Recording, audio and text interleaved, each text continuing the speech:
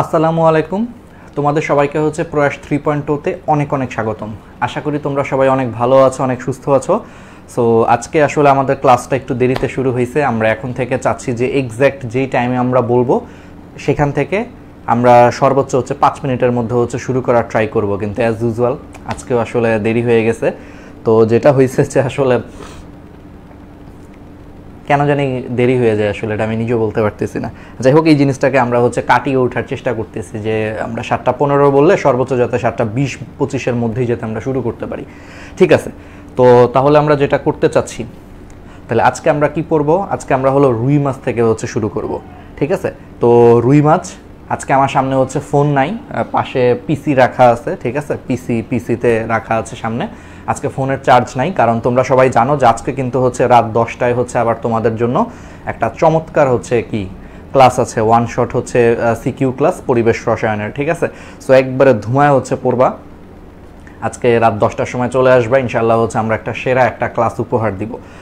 ওকে, তো যাই হোক, ওইটা তো পরে, এটা এইচএসসির জন্য। এখন আসো তাহলে আমরা রুই মাছ থেকে হচ্ছে শুরু করি। ঠিক আছে, তো সাউন্ড ঠিক আছে কিনা, সব কিছু ঠিক আছে কিনা আমাকে একটু কষ্ট করে হচ্ছে জানাও। আমার এখানে তো সব ঠিক আছে, তো হোপফুলি তোমাদের এখানেও ঠিক থাকার কথা। টেলিগ্রাম চ্যানেলে হচ্ছে একটু শেয়ার করো, কারণ আজকে আমার সামনে আসলে ফোন নাই, কারণ ফোনে চার্জ নাই, আসলে একটু ঝামেলায় আছি। ওকে, হ্যাঁ, ওয়ালাইকুম আসসালাম। আজকে তোমাদের হচ্ছে অবনী আপু থাকবে, মানে আজমাইন অবনী আপু। তো আমাদের এখানে দুইজন অবনী আছে, বুঝছো, একজন হচ্ছে আজমাইন অবনী আর একজন হচ্ছে অবনী তালুকদার। তো এই জন্য আমি ভাবতেছি যে আসলে দুজনকে দুই নাম দেওয়া যায়, আজমাইন অবনী আর একজন হচ্ছে অবনী আর কি। ঠিক আছে, আচ্ছা যাই হোক, তো আমরা তাহলে সব কিছু ঠিকঠাক থাকলে আজকে আমরা রুই মাছের দ্বিতীয় অংশটা হচ্ছে শেষ করবো ইনশাল্লাহ। তো এর আগের ক্লাসে, হ্যাঁ, আমরা রুই মাছের যে 1 নম্বর যে ক্লাসটা নিছি, অবশ্যই ক্লাসটা দেখবা যারা দেখো নাই।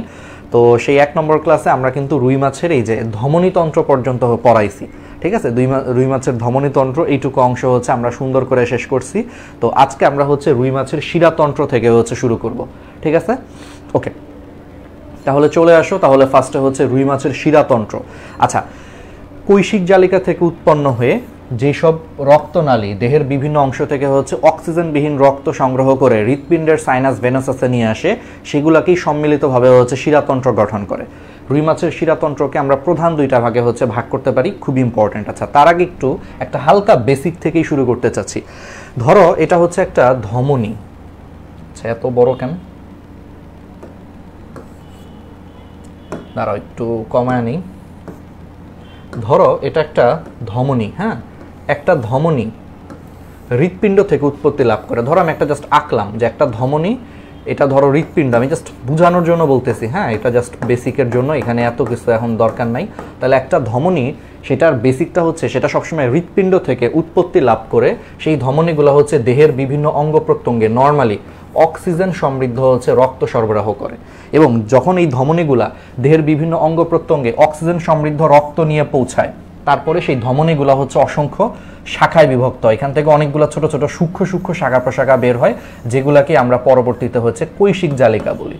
দ্যাট মিনস আমরা বলতে পারি যে একটা ধমনী হৃৎপিণ্ড থেকে উৎপত্তি লাভ করে অক্সিজেন সমৃদ্ধ রক্ত বিভিন্ন অঙ্গ প্রত্যঙ্গে নিয়ে যাচ্ছে, এবং সেই অঙ্গ প্রত্যঙ্গে নেওয়ার পর তারা হচ্ছে কৈশিক জালিকায় হচ্ছে বিভক্ত হচ্ছে। পরবর্তীতে এই দেহের অঙ্গ প্রত্যঙ্গ থেকে এই যে কৈশিক জালিকাগুলো তৈরি হয়েছে, সেই কৈশিক জালিকাগুলো আবার নিজেদের মধ্যে মিলিত হয়ে তারা হচ্ছে আরেকটা জিনিস তৈরি করছে, যেটা হচ্ছে আমাদের শিরা। তার মানে শিরা হচ্ছে কৈশিক জালিকা থেকে উৎপত্তি লাভ করছে। দ্যাট মিনস ধমনী যেখানে শেষ, অর্থাৎ কৈশিক জালিকায় যে ধমনী শেষ, সেখান থেকে হচ্ছে শিরা শুরু। শিরা শুরু হয়ে সেই শিরাগুলো হচ্ছে আবার অক্সিজেনবিহীন বা কার্বন ডাইঅক্সাইড সমৃদ্ধ রক্ত। তাহলে শিরাগুলা হচ্ছে আবার অক্সিজেন বিহীন, মানে অক্সিজেন নাই, ওই রক্তগুলোর মধ্যে নর্মালি অক্সিজেন থাকে না, অথবা কার্বন ডাইঅক্সাইড হচ্ছে বেশি থাকে। তাহলে অক্সিজেন বিহীন বা কার্বন ডাইঅক্সাইড হচ্ছে তোমার যুক্ত রক্ত পরিবহন করে এই শিরাগুলা হচ্ছে আবার হৃৎপিণ্ডে হচ্ছে তোমার নিয়ে যায়। দ্যাট মিনস শিরাগুলা হচ্ছে কৈশিক জালিকা থেকে উৎপত্তি লাভ করে অক্সিজেন বিহীন অথবা কার্বন ডাইঅক্সাইড সমৃদ্ধ রক্ত বহন করে আবার হচ্ছে হৃৎপিণ্ডে নিয়ে আসতেছে। এইটুকু কি বুঝছো? তাহলে ধমনী হৃৎপিণ্ড থেকে উৎপন্ন হয়ে অক্সিজেন সমৃদ্ধ রক্ত পরিবহন করে দেহের বিভিন্ন অঙ্গ প্রত্যঙ্গে যে কৈশিক জালিকায় বিভক্ত হয়। আবার শিরাগুলা সেই কৈশিক জালিকা থেকে উৎপত্তি লাভ করে অক্সিজেনবিহীন বা কার্বন ডাইঅক্সাইড সমৃদ্ধ রক্ত বহন করে দেহের বিভিন্ন অঙ্গ প্রত্যঙ্গ থেকে আবার হৃৎপিণ্ডে হচ্ছে রক্তগুলাকে নিয়ে যায়। ঠিক আছে, এইটুকু বেসিক তো বুঝছো। তো এইটাই আসলে এখানে বলা হয়েছে। যে তাহলে কৈশিক জালিকা থেকে উৎপন্ন হয়ে যেসব রক্তনালী যে দেহের বিভিন্ন অংশ থেকে দেখো এই যে অক্সিজেনবিহীন রক্ত সংগ্রহ করে আলটিমেটলি হৃৎপিণ্ডে নিয়ে আসে, এগুলোই হচ্ছে শিরা। তাহলে একবারে বেসিক ক্লিয়ার। আচ্ছা, এখন আরেকটা ছোট্ট জিনিস তোমাদেরকে বলি যে বলতো শিরাগুলা কেন অক্সিজেনবিহীন রক্ত পরিবহন করে? কারণ হচ্ছে এই যে ধমনীগুলা যে অক্সিজেন সমৃদ্ধ রক্ত পরিবহন করে দেহের বিভিন্ন অঙ্গ প্রত্যঙ্গে নিয়ে গেছে, এখন দেহের বিভিন্ন অঙ্গ প্রত্যঙ্গের মধ্যে কি আছে? কোষ আছে না? সেই কোষগুলা হচ্ছে অক্সিজেনগুলাকে ইউজ করতেছে। সেই কোষগুলা কি করছে? এই অক্সিজেনগুলাকে হচ্ছে ইউজ করে শ্বসন প্রক্রিয়াতে তারা কার্বন ডাইঅক্সাইড উৎপন্ন করতেছে। তারপরে সেই রক্তগুলাকে হচ্ছে শিরাগুলা বহন করে আবার হৃৎপিণ্ডে নিয়ে আসতেছে। তার মানে শিরাগুলা যেই রক্তকে বহন করে আবার হৃৎপিণ্ডে নিয়ে আসতেছে, সেই রক্তের মধ্যে অক্সিজেন থাকার আসলে কোনো চান্সই নাই। কারণ রক্তের যে অক্সিজেনগুলো ছিল সেগুলা কোষ হচ্ছে আগেই ইউজ করে ফেলছে। দেহের অঙ্গ প্রত্যঙ্গের কোষগুলো আগেই সেগুলোকে ব্যবহার করে ওই শ্বসন প্রক্রিয়াতে কার্বন ডাইঅক্সাইড তৈরি করে ফেলছে। পরে সেই কার্বন ডাইঅক্সাইড সমৃদ্ধ রক্তগুলোকে বহন করে শিরা হচ্ছে পিউরিফাই করার জন্য, পরিশুদ্ধ করার জন্য রক্তগুলোকে আবার হৃৎপিণ্ডে নিয়ে আসে। এই জন্য শিরাগুলো হচ্ছে অক্সিজেনবিহীন বা কার্বন ডাইঅক্সাইড সমৃদ্ধ রক্ত পরিবহন করে। একবারে ইজি বেসিক। ওকে, তাহলে আই হোপ জিনিসটা ক্লিয়ার। এখন আসো রুই মাছের যে শিরাতন্ত্র, তাহলে রুই মাছের শিরাতন্ত্রকে প্রধান দুইটা ভাগে হচ্ছে ভাগ করা হয়েছে। একটা হলো সিস্টেমিক শিরাতন্ত্র আর একটা হলো পোর্টাল শিরাতন্ত্র। ঠিক আছে, তাহলে সিস্টেমিক শিরাতন্ত্র কি, পোর্টাল শিরাতন্ত্রকে আমরা এখন একটু দেখি। তাহলে রুই মাছের শিরাতন্ত্রকে কয়টা ভাগে ভাগ করা হয়েছে? প্রধান দুইটা ভাগে। আচ্ছা, এখন আসো সিস্টেমিক শিরাতন্ত্র। তাহলে সিস্টেমিক শিরাতন্ত্র হচ্ছে যে যেসব শিরার মাধ্যমে দেহের বিভিন্ন অঙ্গ বা তন্ত্র থেকে হচ্ছে রক্ত সরাসরি হৃৎপিণ্ডে ফিরে আসে। ওই যে একটু আগে বললাম, তার মানে যেসব শিরার মাধ্যমে দেহের বিভিন্ন অঙ্গ বা তন্ত্র থেকে রক্তগুলা সরাসরি হচ্ছে হৃৎপিণ্ডে ফিরে আসে, সেগুলোকে হচ্ছে সিস্টেমিক শিরা বলে। আর এই সিস্টেমিক শিরার সমন্বয়ে গঠিত হয় সিস্টেমিক শিরাতন্ত্র। তাহলে রুই মাছের সিস্টেমিক শিরাতন্ত্র হচ্ছে একজোড়া সম্মুখ কার্ডিনাল শিরা, একজোড়া হচ্ছে তোমার জুগুলার শিরা, আর একজোড়া হচ্ছে তোমার পশ্চাৎ কার্ডিনাল শিরা। রুই মাছের হচ্ছে তোমার সিস্টেমিক শিরাতন্ত্রের প্রধান অংশ গঠন করে। তাহলে রুই মাছের শিরাতন্ত্র তিন জোড়া প্রধান শিরা সমন্বয়ে গঠিত। এক জোড়া হচ্ছে তোমার সম্মুখ কার্ডিনাল শিরা, এক জোড়া পশ্চাৎ কার্ডিনাল শিরা, আর এক জোড়া হচ্ছে জুগুলার শিরা। এই তিন জোড়া শিরা মিলে হচ্ছে রুই মাছের সিস্টেমিক শিরাতন্ত্র হচ্ছে গঠিত। আচ্ছা, এখন আসা হচ্ছে এই যে সম্মুখ কার্ডিনাল শিরা, তুমি একটু ছবিগুলো দেখার চেষ্টা করো, তাহলেই আমার মনে হয় তোমরা বুঝতে পারবা। দেখো, নাম শুনে কি মনে হচ্ছে ভাইয়া? সম্মুখ কার্ডিনাল শিরা। আচ্ছা, সম্মুখ মানে কি? সম্মুখ মানে সামনের দিক। ঠিক আছে, তার মানে রুই মাছের দেহের সামনের দিকে অর্থাৎ মাথা বা এই সমস্ত অংশ থেকে শরীরের তাহলে সম্মুখ অংশ থেকে সম্মুখ কার্ডিনাল শিরা আর সাথে হচ্ছে জুগুলার শিরা। আচ্ছা, আমি একটু এটা মানব দেহ দিয়ে বুঝাই। তোমরা কি জানো যে আমাদের দেহের জুগুলার শিরাগুলা কোথায়? এই ঘাড়ের এইখান থেকে রক্ত নিয়ে আসতেছে। এই জুগুলার শিরাগুলা হচ্ছে আমাদের গলা, ঘাড়। ঠিক আছে, গলা, ঘাড় এই জায়গা থেকে হচ্ছে রক্তগুলা নিয়ে হৃৎপিণ্ডে চলে যাচ্ছে। মানুষের ক্ষেত্রে যদি আমি বলি, তাহলে মানুষের ক্ষেত্রে জুগুলার শিরা, আমি তো একটা বেসিক তোমাদের ক্লিয়ার করছি যে শিরাগুলা হচ্ছে বিভিন্ন অঙ্গ প্রত্যঙ্গ থেকে রক্তগুলারে হৃৎপিণ্ডে নিয়ে যাবে। তাহলে মানব দেহের জুগুলার শিরা হচ্ছে তোমার এই যে গলা, ঘাড় এই সমস্ত জায়গা থেকে হচ্ছে রক্ত নিয়ে হৃৎপিণ্ডে যায়। তাহলে এই যে মানুষের যে গলা, ঘাড় বলো, এগুলা কোন দিকের অংশ? সামনের দিকের অংশ না? এই জন্য জুগুলার শিরা আর হচ্ছে নাম শুনে বুঝতেছো সম্মুখ কার্ডিনাল শিরা, এই দুইটা শিরা রুই মাছেরও সেম ভাবে, মানুষের যেমন জুগুলার শিরা হচ্ছে এই যে গলা, ঘাড় থেকে রক্ত নিয়ে যায়, গলা, ঘাড় এটা মানুষের কোন অংশ? সামনের দিকের অংশ না? ওই রকম আর কি। তাহলে জুগুলার শিরা আর সম্মুখ কার্ডিনাল শিরাও ঠিক সেম ভাবে রুই মাছের শরীরের সম্মুখ অংশ থেকে রক্ত সংগ্রহ করে ডাক্টাস কুভিয়ারি নামক একটা জায়গায় হচ্ছে তোমার উন্মুক্ত হয়। আচ্ছা, ডাক্টাস কুভিয়ারি কি? ডাক্টাস কুভিয়ারি হচ্ছে দেখো এই যে জুগুলার শিরা আর হচ্ছে সম্মুখ কার্ডিনাল শিরা, এই দুইটা শিরা যেই জায়গাটায় মিলিত হয়, ঠিক আছে, সেই জায়গাটা হচ্ছে একটু স্ফীত বা একটু মোটা হয়ে যায়। তাহলে সম্মুখ কার্ডিনাল শিরা আর হচ্ছে এই যে এটা হচ্ছে সম্মুখ কার্ডিনাল শিরা, এটা হচ্ছে জুগুলার শিরা। এই শিরাগুলা হচ্ছে তোমার যেই জায়গাটায় হচ্ছে তোমার মিলিত হয় সেই জায়গাটা হচ্ছে একটু উঁচু হয়ে যায় বা একটু স্ফীত বা একটু মোটা হয়ে যায়। এই জিনিসটাকে তোমার বলা হয় ডাক্টাস কুভিয়ারি বলা হয়, স্ট্রাকচারটাকে ডাক্টাস কুভিয়ারি বলে। তাহলে এই পাশে একটা ডাক্টাস কুভিয়ারি, আবার এই যে এই পাশের হচ্ছে তোমার সম্মুখ কার্ডিনাল শিরা আর জুগুলার শিরা মিলে আরেকটা ডাক্টাস কুভিয়ারি তৈরি করে। তার মানে দুই পাশে টোটাল দুইটা ডাক্টাস কুভিয়ারি তৈরি হয়, বুঝছো? তাহলে সম্মুখ কার্ডিনাল শিরা আর জুগুলার শিরা এই দুইটা শিরা মিলিত হয়ে সেই জায়গাটা হচ্ছে একটু স্ফীত মানে মোটা, একটু মোটা বা স্ফীত হয়ে যায়। ছবিতে দেখতে পাচ্ছ, এটাই হচ্ছে ডাক্টাস কুভিয়ারি। তাহলে এই পাশে একটা ডাক্টাস কুভিয়ারি তৈরি হয়, এই পাশে আরেকটা ডাক্টাস কুভিয়ারি তৈরি হয়। আচ্ছা, এখন বলো তাহলে আরেকটা শিরা আছে না যে পশ্চাৎ কার্ডিনাল শিরা, তাহলে সেই পশ্চাৎ কার্ডিনাল শিরা কোত্থেকে রক্ত নিয়ে আসবে? দেহের পশ্চাৎ অংশ থেকে, নাম শুনে বুঝতেছো। তার মানে পশ্চাৎ কার্ডিনাল শিরা দেহের পশ্চাৎ ভাগ থেকে দেখো রক্ত সংগ্রহ করে এবং সেই পাশের হচ্ছে তোমার ডাক্টাস কুভেরিতে হচ্ছে উন্মুক্ত হয়। এখন উভয় পাশের যে পশ্চাৎ কার্ডিনাল শিরা, ঠিক আছে, এই পশ্চাৎ কার্ডিনাল শিরা, সেগমেন্টাল শিরা, রেনাল শিরা, জেনিটাল শিরা, এগুলা থেকে হচ্ছে সে কি করতেছে, এগুলা থেকে হচ্ছে সে রক্ত সংগ্রহ করতেছে, ঠিক আছে। তাহলে এই জিনিসটা হোপফুলি হচ্ছে তোমরা বুঝতে পারতেছো। ওকে, তার মানে জিনিসটা এরকম যে ধরো এটাকে আমি একটু ব্যাপারটাকে বোঝানোর চেষ্টা করি যে পশ্চাৎ কার্ডিনাল শিরা এগুলো আবার সেগমেন্টাল শিরা, রেনাল শিরা, এগুলা থেকে রক্ত সংগ্রহ করতেছে কেমনে? আচ্ছা, জিনিসটা হচ্ছে ধরো এটা হৃৎপিণ্ড, হ্যাঁ, এখানে ধরো একটা বড় শিরা যাচ্ছে, একটা বড় শিরা মনে করো রক্ত বহন করে হৃৎপিণ্ডে যাচ্ছে। এখন এই বড় শিরার যে গতিপথ, এই গতিপথের মধ্যে দেখা যায় যে এর সাথে কিছু কিছু জায়গায় হচ্ছে তোমার ছোট ছোট শিরা মিলিত হয়। ধরো রেনাল শিরা এই জায়গাটায় হচ্ছে মিলিত হয়েছে, ধরো জেনিটাল শিরা, আমি একটা এক্সাম্পল দিচ্ছি, এই জায়গাটায় মিলিত হয়েছে। তার মানে একটা বড় শিরা সে কিন্তু আলটিমেটলি হৃৎপিণ্ডে হচ্ছে রক্ত নিয়ে যাচ্ছে।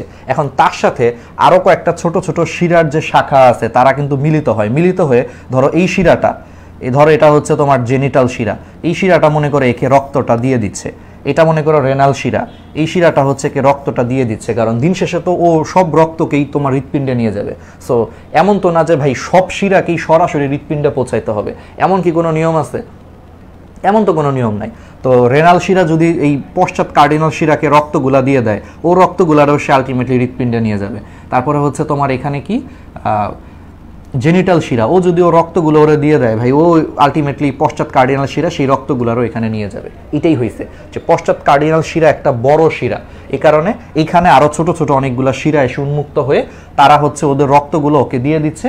আলটিমেটলি ও সবার রক্ত মানে ওর নিজের রক্ত প্লাস ওদের রক্ত সবার রক্তকেই ও হৃৎপিণ্ডে নিয়ে যায়। এই জিনিসটাই হয়, এই জন্য এখানে এই কাহিনীটা হয়েছে যে উভয় পশ্চাৎ কার্ডিনাল শিরা আলটিমেটলি দেখো সেগমেন্টাল শিরা, রেনাল শিরা, জেনিটাল শিরা ইত্যাদি থেকেও রক্ত গ্রহণ করে, ঠিক আছে, করে আলটিমেটলি সবার রক্তগুলারই সে হৃৎপিণ্ডে নিয়ে যাচ্ছে। আচ্ছা, এখন একটু তোমাদেরকে একটু বুঝাই, বলো রেনাল শিরা। রেনাল শিরা মানে কি? রেনাল মানে হচ্ছে কিডনি, বায়োলজিতে মনে রাখবা রেনাল মানে হচ্ছে কিডনি, তার মানে রেনাল শিরা হচ্ছে কিডনি থেকে রক্ত নিয়ে আসতেছে, ঠিক আছে। জেনিটাল মানে হচ্ছে জনন অঙ্গ, বায়োলজিতে জেনিটাল শব্দের মানে হচ্ছে জনন অঙ্গ, তার মানে এগুলা রুই মাছের জনন অঙ্গ থেকে হচ্ছে রক্ত সংগ্রহ করে নিয়ে আসতেছে। আর সেগমেন্টাল শিরা জিনিসটা কি? আচ্ছা, তোমরা একটু ছবিতে খেয়াল করো, তোমরা একটু ছবিগুলাতে যদি একটু ভালো মতো যদি খেয়াল করো, দেখো রুই মাছের এই যে কিছু শিরা আছে, দেখো এই যে কিছু শিরা আছে তারা বিভিন্ন সেগমেন্টে বা খণ্ড খণ্ডে হচ্ছে তোমার বিভক্ত, ঠিক আছে।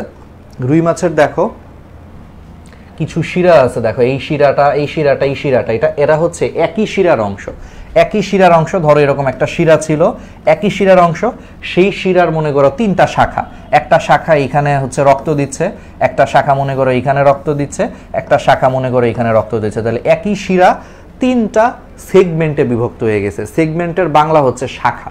তাহলে একই শিরা দেখো তোমার তিনটা সেগমেন্টে বিভক্ত হয়ে রক্ত নিয়ে আসতেছে, এই জন্য এই শিরাটাকে নাম দিচ্ছে হচ্ছে সেগমেন্টাল শিরা। সেগমেন্ট মানে হচ্ছে শাখা, বুঝছো? ওই যে আমরা ফুসফুসের চ্যাপ্টারটা যদি কেউ পড়ো তখন দেখছো না যে ফুসফুসে ফার্স্টে কি লোব, লোব, তারপরে লোব থেকে হচ্ছে সেগমেন্টে বিভক্ত করা হয়েছে। ডান ফুসফুসকে 10টা সেগমেন্টে, বাম ফুসফুসকে 8টা সেগমেন্টে, পড়ছো তো এগুলা নাকি? তাহলে এই সেগমেন্ট মানে আসলে শাখা বা এই জিনিসটাই বোঝায়। তাহলে এই শিরাটা হচ্ছে দেখো তোমার তিনটা সেগমেন্টে বা তিনটা শাখায় বিভক্ত হয়ে রক্ত দিচ্ছে, এই জন্য এটা বলা হয় সেগমেন্টাল শিরা। আচ্ছা, এখন এই পশ্চাৎ কার্ডিনাল শিরা যেটা, হ্যাঁ, মজার ব্যাপার হচ্ছে এই পশ্চাৎ কার্ডিনাল শিরা, এই শিরাগুলো আলটিমেটলি হচ্ছে ডাক্টাস কুভেরিতে উন্মুক্ত হয়। তার মানে যত মেইন শিরা আছে সবগুলা শিরা হৃৎপিণ্ডে পৌঁছানোর আগে তারা একত্রে মিলিত হয়ে ফার্স্টে ডাক্টাস কুভেরি তৈরি করে, পরে দুই পাশের দুইটা ডাক্টাস কুভেরি হচ্ছে পরস্পরের সাথে মিলিত হয়ে সাইনাস ভেনোসাস নামক ওই যে রুই মাছের উপপ্রকোষ্ঠ তৈরি করে হৃৎপিণ্ডের। পরে সেই সাইনাস ভেনোসাস থেকে রক্তগুলা ওই যে হৃৎপিণ্ডের হচ্ছে তোমার অ্যাট্রিয়াম মানে হৃৎপিণ্ডে চলে যায়। তাহলে কি বুঝছো? তাহলে রুই মাছের যে প্রধান যে শিরাগুলো আছে, সম্মুখ কার্ডিনাল শিরা, জুগুলার শিরা, পশ্চাৎ কার্ডিনাল শিরা, এই সবগুলা দেখো একটা নির্দিষ্ট জায়গায় মিলিত হয়, সেই জায়গাটা হচ্ছে একটু স্ফীত বা মোটা, এটাকেই আমরা আসলে ডাক্টাস কুভিয়ারি বলতেছি। ঠিক আছে, তাহলে এই পাশে একটা ডাক্টাস কুভিয়ারি, ওই পাশে আর একটা ডাক্টাস কুভিয়ারি, তার মানে পশ্চাৎ কার্ডিনাল শিরাও কিন্তু আলটিমেটলি ডাক্টাস কুভিয়ারিতে উন্মুক্ত হয়। পরে কি হয়, পরে দেখো এই ডাক্টাস কুভিয়ারি, হ্যাঁ এই ডাক্টাস কুভিয়ারি পরে কি হয়, দুই পাশের দুইটা ডাক্টাস কুভিয়ারি পরস্পরের সাথে মিলিত হয়, মিলিত হয়ে এই যে এখানে মাঝখানে একটা স্ট্রাকচার তৈরি করে, যে এটা একটা ডাক্টাস কুভিয়ারি, এটা আরেকটা ডাক্টাস কুভিয়ারি। তাহলে দুই পাশের দুইটা ডাক্টাস কুভিয়ারি পরস্পরের সাথে মিলিত হয়ে একটা স্ট্রাকচার তৈরি করে, এটাকেই আমরা হচ্ছে পড়ছিলাম কিন্তু সাইনাস ভেনোসাস, যেটা রুই মাছের হৃৎপিণ্ডের একটা কি উপপ্রকোষ্ঠ, এভাবেই আসলে তৈরি হয়েছে। তার মানে দুই পাশের দুইটা ডাক্টাস কুভিয়ারি থেকে রক্তগুলা পরবর্তীতে সাইনাস ভেনোসাস নামক উপপ্রকোষ্ঠে চলে যায়। আর আমরা বাকিটা তো জানি যে সাইনাস ভেনোসাস থেকে তারপরে ওই যে কার্বন ডাইঅক্সাইড সমৃদ্ধ রক্তগুলা হৃৎপিণ্ডে প্রবেশ করে, পড়ছে এগুলো আগের 1 নম্বর ক্লাসে পড়ছে। এইভাবে হচ্ছে জিনিসটা হয়। তাহলে দেখো এই যে এইটাই, তাহলে উভয় ডাক্টাস কুভিয়ারি, দেখছো যে উভয় ডাক্টাস কুভিয়ারি হচ্ছে তোমার হৃৎপিণ্ডের সাইনাস ভেনোসাসে হচ্ছে মুক্ত হয়, মানে এরা সাইনাস ভেনোসাস তৈরি করে, পরে সেই সাইনাস ভেনোসাসটা তোমার হচ্ছে হৃৎপিণ্ডে রক্ত সরবরাহ করে। এখন আসা হচ্ছে প্রতি পাশের হচ্ছে বক্ষ পাখনা আর স্টোনি পাখনা থেকে হচ্ছে তোমার সাবক্লেভিয়ান শিরা রক্ত সংগ্রহ করে ডাক্টাস কুভিয়ারির মাধ্যমে সাইনাস ভেনোসাসে প্রেরণ করে। মানে সাথে আরো ছোটখাটো যত শিরা আছে ভাই, সবাই আলটিমেটলি ডাক্টাস কুভিয়ারিতে হচ্ছে উন্মুক্ত হয়। আর এটা তোমাদেরকে আগের ক্লাসেও পড়াইছি, বলতো সাবক্লেভিয়ান শিরা এটা বক্ষ পাখনা থেকে হচ্ছে রক্ত সংগ্রহ করে। এটা আমি বুঝলাম কিভাবে, তোমাদেরকে আবার একটু মনে করা দিই। মানব দেহের সাথে মিল রেখে আসলে এই শিরাগুলার নাম দিছে, এটার সাথে রুই মাছের কোনো মিল নাই। এই সাবক্লেভিয়ান শিরা এটা মানব দেহে আছে, জুগুলার শিরা মানব দেহে আছে, মানব দেহের সাথে মিল রেখে ওদের নাম দিছে আসলে। তো এটা মানুষের বডি না পড়লে তুমি বুঝতে পারবা না। বলো, আমাদের এই যে শার্টের যে কলার পড়ছি আমি, হ্যাঁ এই কলারের দিকে হচ্ছে একটা হাড্ডি থাকে, সবাই হাত দাও, দেখো এরকম একটা লম্বা হাড্ডি, এখান থেকে এইটুকু পর্যন্ত দেখো একটা হাড্ডি চলে গেছে, একটা হাড্ডি। বলতো এই হাড্ডিটার নাম কি? ক্ল্যাভিকল। তাহলে বায়োলজিতে একটা কথা মনে রাখবা, সাব মানে হচ্ছে নিচে, সাব শব্দটার মানে হচ্ছে নিচে, আর ক্ল্যাভিকল থেকে শব্দটা আসছে ক্ল্যাভিয়ান, তার মানে সাব ক্ল্যাভিয়ান শব্দটার মানে হচ্ছে ক্ল্যাভিকলের নিচে। তাহলে এটা যদি ক্ল্যাভিকল হয়, তাহলে ক্ল্যাভিকলের নিচের এরিয়াটাকে বলা হয় সাবক্ল্যাভিয়ান। তাহলে বলো, ক্ল্যাভিকলের নিচের এরিয়াটা মানুষের কি? বক্ষ, বক্ষ। তাহলে রুই মাছও সেম, এই সাবক্ল্যাভিয়ান শিরা এই জন্য বক্ষ পাখনা থেকে রক্ত সরবরাহ করতেছে। বুঝতে পারছো? এটাই হচ্ছে কাহিনী। এই জন্য এটা বক্ষ পাখনা সাথে শ্রোণী পাখনা থেকে রক্ত সংগ্রহ করে ডাক্টাস কুভিয়ারিতে উন্মুক্ত হয়। এখন আরেকটা ইম্পর্টেন্ট জিনিস, যে এই যে পশ্চাৎ কার্ডিনাল শিরা, দেখো ডান পশ্চাৎ কার্ডিনাল শিরা, ধরো এটা হচ্ছে ডান পশ্চাৎ কার্ডিনাল শিরা, এই যে এটা, আর এটা হচ্ছে তোমার ধরো হচ্ছে বাম পশ্চাৎ কার্ডিনাল শিরা। তাহলে ডান পশ্চাৎ কার্ডিনাল শিরা আর হচ্ছে বাম পশ্চাৎ কার্ডিনাল শিরা, দুই পাশের দুইটা হচ্ছে তোমার কার্ডিনাল শিরা।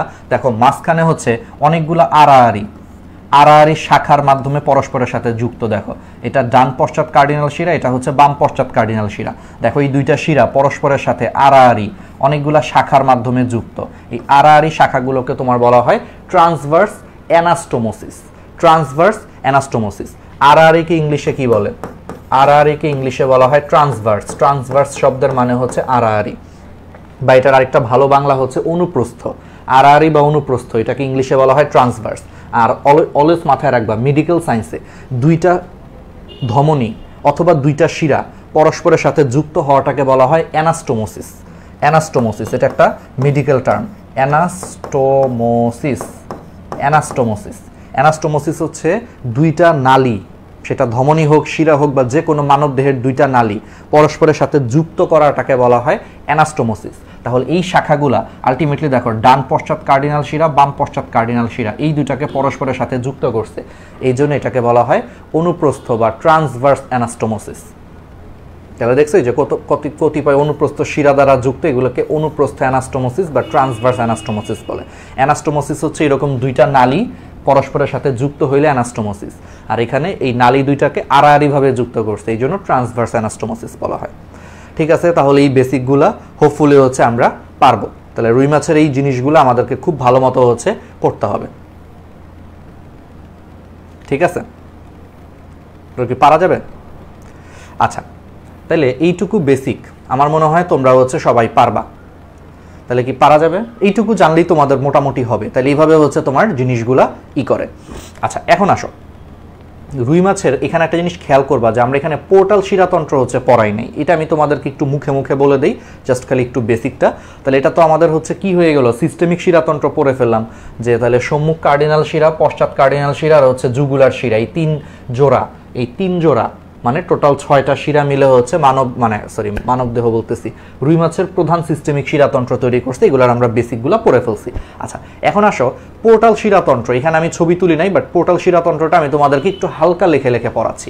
তাহলে আমরা তো বললাম যে রুই মাছের শিরাতন্ত্র হচ্ছে দুই ভাগে, একটা হচ্ছে সিস্টেমিক শিরাতন্ত্র, এটা পড়ে ফেলছি, আরেকটা হচ্ছে পোর্টাল শিরাতন্ত্র। তাহলে তোমাদের মাথায় এখন প্রশ্ন আসতে পারে, হোয়াট ইজ পোর্টাল শিরাতন্ত্র? চলো পোর্টাল শিরাতন্ত্র কি এটা একটু বুঝি। আচ্ছা, আমরা একটু আগে বেসিক বলছি কি, যে শিরাগুলা কি হবে।